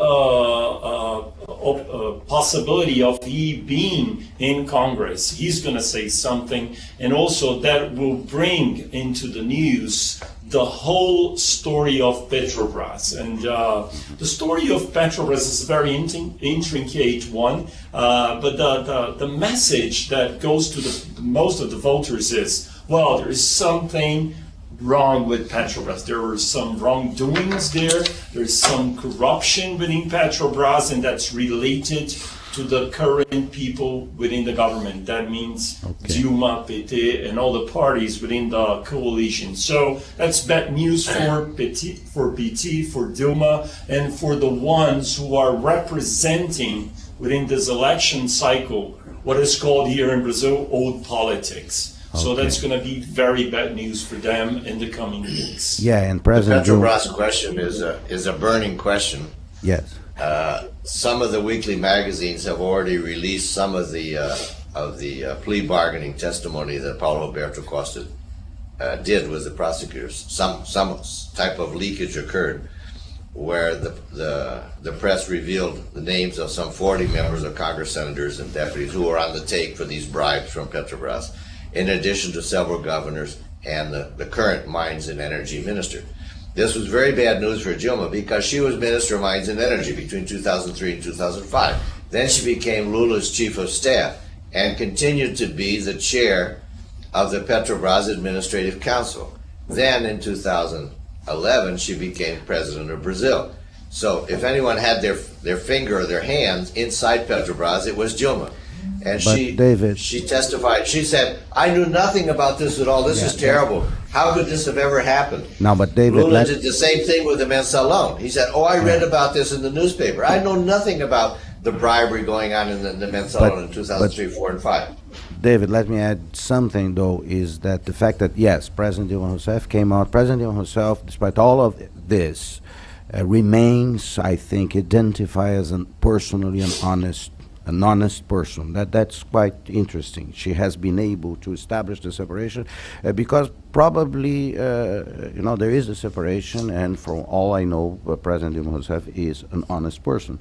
Now, it's interesting that she came out, which to me reinforces that idea. She came out and said, basically acknowledged the wrongdoing that Costa alleges did take place, and then she said, but if it did take place, it's not taking place anymore. So it's sort of trying to separate herself from the accusation without denying it, because it's kind of undeniable at this point. Now we are coming to the end of this. We have already taken 2 hours of precious times of these very busy people in Brasilia, and of your precious time also. We have 3 questions. We will collect them, and then we'll ask you to answer them. Please. Hi, Bob Kozak, Advanced Biofuels USA. I first want to thank the Wilson Institute for actually meeting Marina Silva here in 2009 or 2010. That was See, it's the right place to be. So come here, you make good to follow up on the Petrobras issue. One thing, advanced biofuels, yes, ethanol, sugarcane, all that sort of good stuff.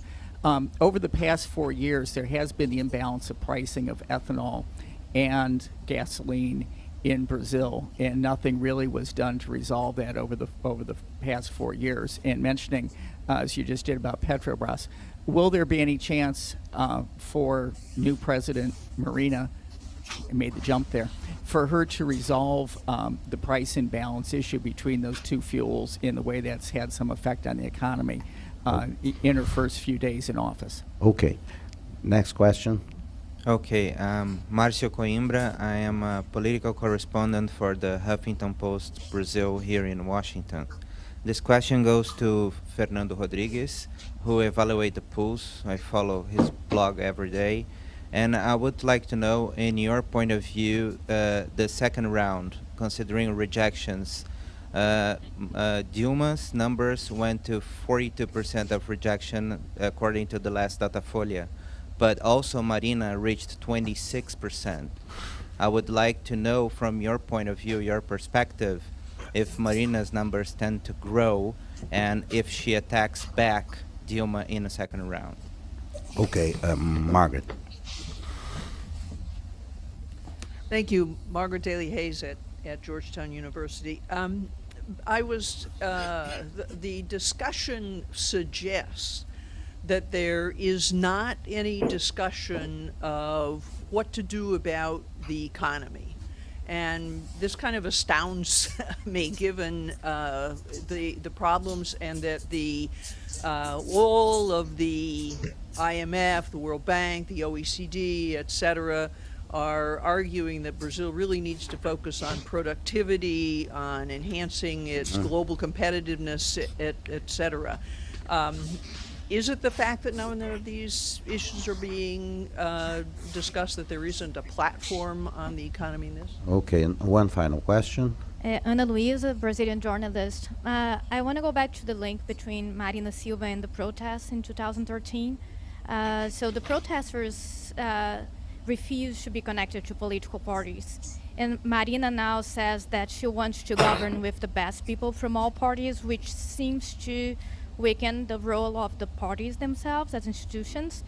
So my question is, do you think that this will help break the cycle of political corruption in Brazil, which really seems to be connected to the political party system? Or will it have a long-term negative consequence of weakening the Brazilian representative politics system? Or could, in the case Marina gets elected, it start a renewal of the political system in Brazil? That's also the possibility. Now, I think, Fernando, there is a question directly addressed to you. I will ask you to go first on that, and then we'll share the other 3 questions. Fernando. Okay, well, it's as I said before, it's very hard to predict what's going to happen in the second round. I think it's going to get nastier as we approach the second polling date, which is October 26th, and I think Marina is reinforcing her team for that phase of the campaign. I know for some talks here in Brasilia and also in São Paulo, Rio, that she's not still hiring people, but she's talking to some people from the marketing business, some publicists, and she's going to need many more people to do the campaign in the second round. And I think she will attack Dilma a little bit to the point that that will secure to her a lead that she now has in the polls. But as I might say, polls in Brazil are very interesting. Polls in Brazil have to be registered. There are official polls and unofficial polls. So we have unofficial polls every day. I have one here, it just came out on my cell phone.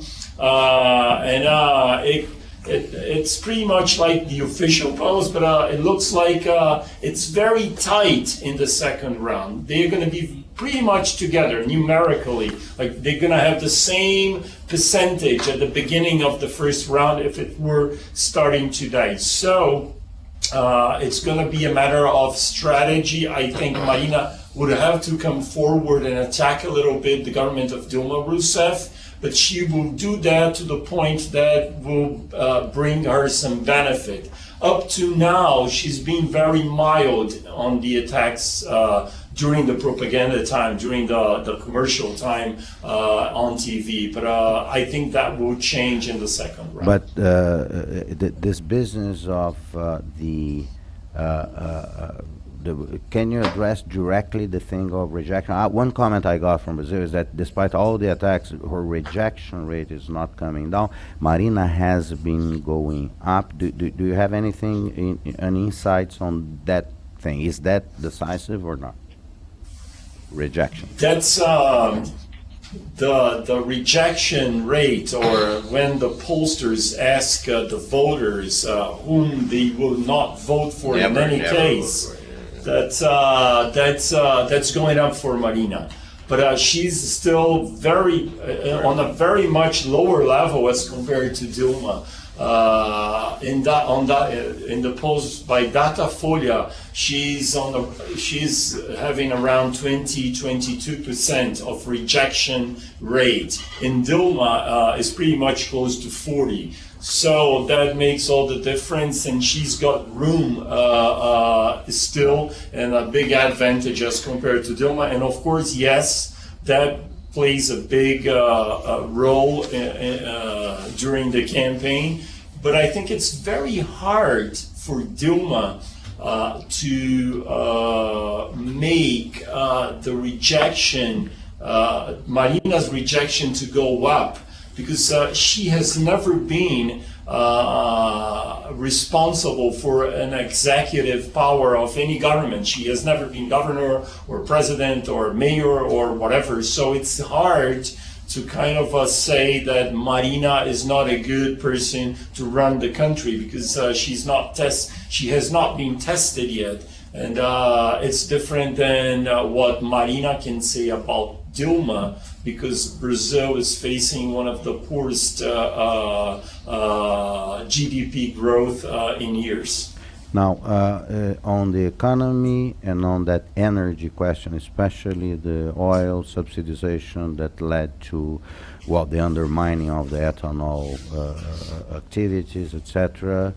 Eliane, David, any indication? It looks like President Dilma Rousseff already indicated on the economy that she will have a new economic team. Actually, she has already fired the finance minister, who is still there. But, on the ethanol, it actually also, it seems, the indications are that no, prices will have to be readjusted. Whoever, Marina will do that with more conviction, because Marina believes in higher prices of gasoline and fossil fuels, because it's, I think in her mind, this is something positive in terms of environmental sustainability. Now, Eliane, anything that you can think of in terms of those two issues, oil versus ethanol policies and the economy?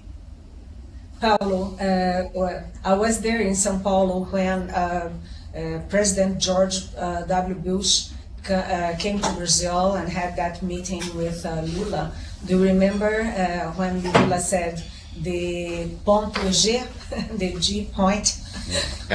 In that meeting, in that visit of George W. Bush in Brazil, March 2007. Yes, that's it. They talked all the time about two things, about ethanol and about Africa. They had a lot of programs and projects and ideas to ethanol. But after that, what happened? Brazil had discovered the pre-sal, and then pre-sal just the ethanol just died in Brazil, and one sector in Brazil that's against Dilma is exactly the agribusiness in this area of ethanol. The people who work with plantations of alcohol, they are against Dilma.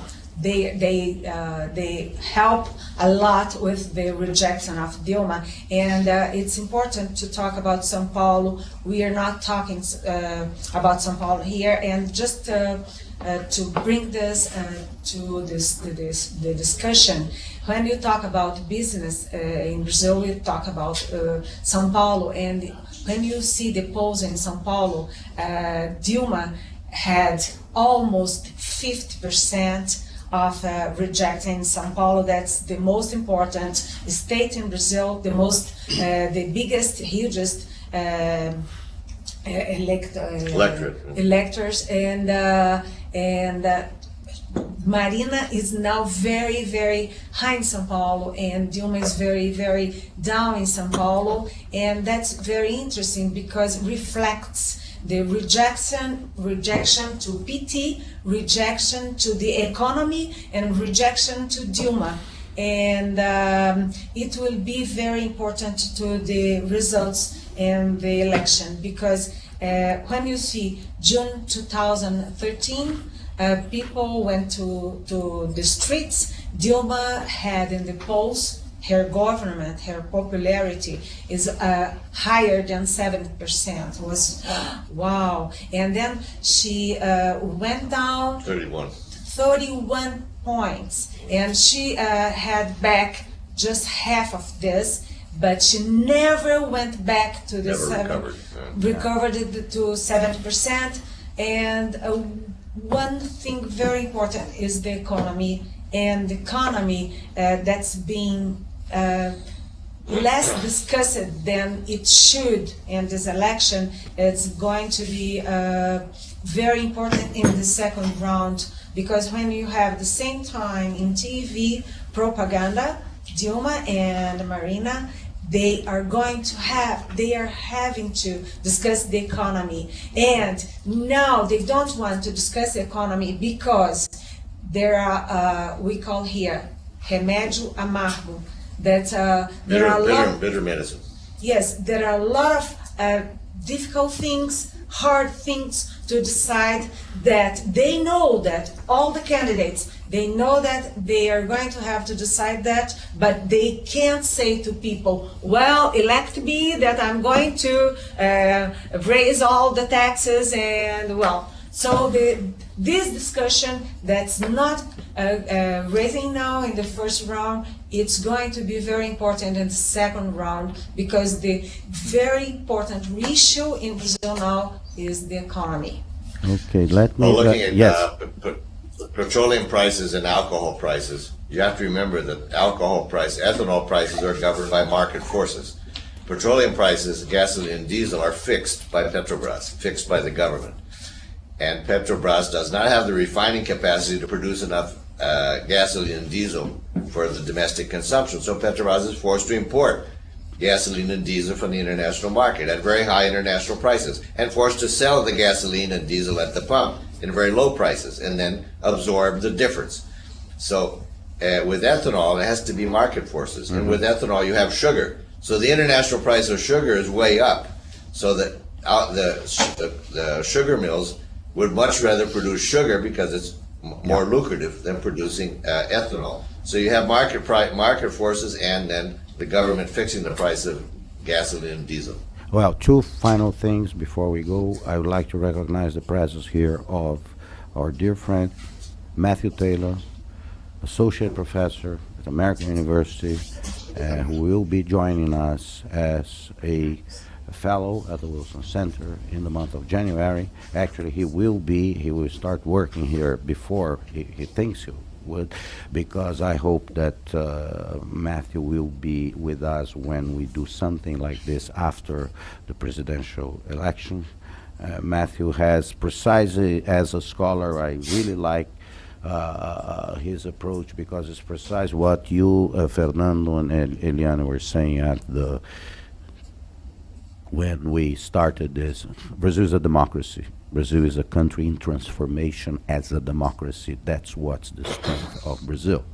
And that's what we contribute, I think, to the international community. Now, final question, talking about the international community, I hear that President Dilma Rousseff is coming to the United Nations next week to open, as a tradition, the general debate of the General Assembly.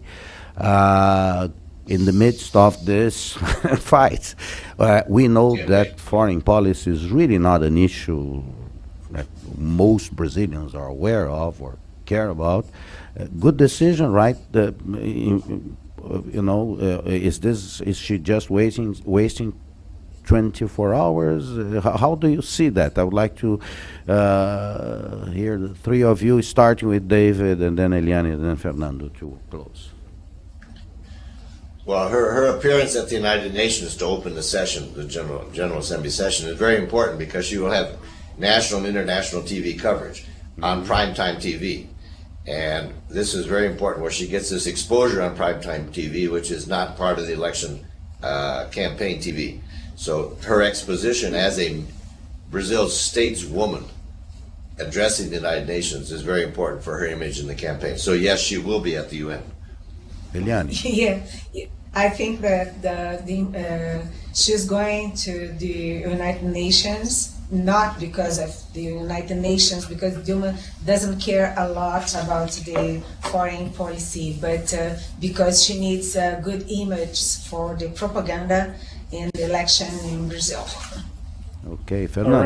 All right. I agree entirely with David and Eliane. I think it's a photo op. A spectacular photo op for her in the midst of the final phase of the campaign, and she needs to differentiate her from Marina Silva, and as a state woman, talking to world leaders within the UN building is a good opportunity for her, and to use the images during the campaign back here in Brazil. But may I add something? On the day before, that's going to be on the 24th, on the day before, the 23rd of October, if I'm not wrong, there's going to be this event involving sustainable development, environment. It's going to be something in New York.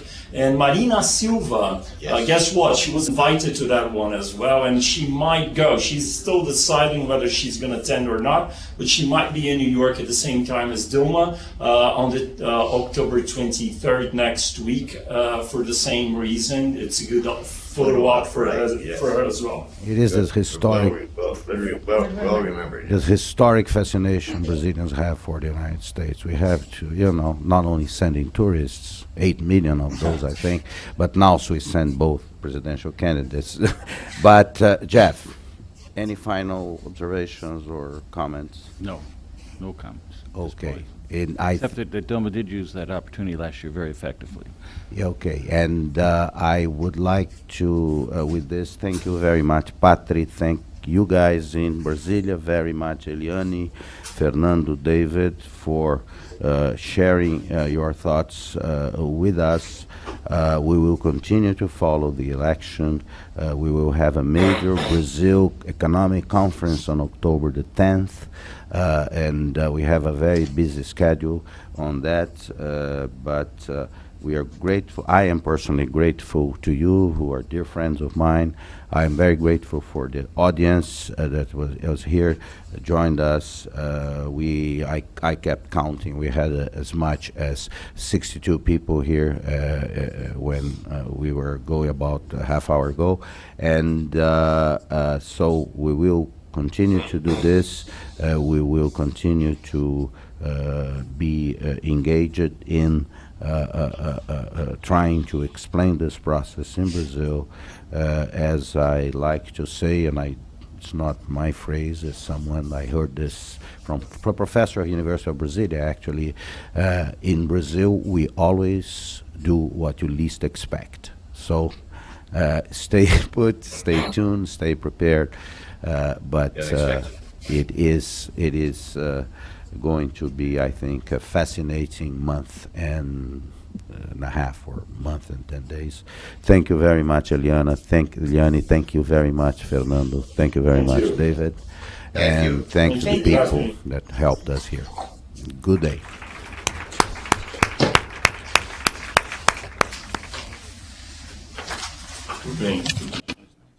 That gentleman right there.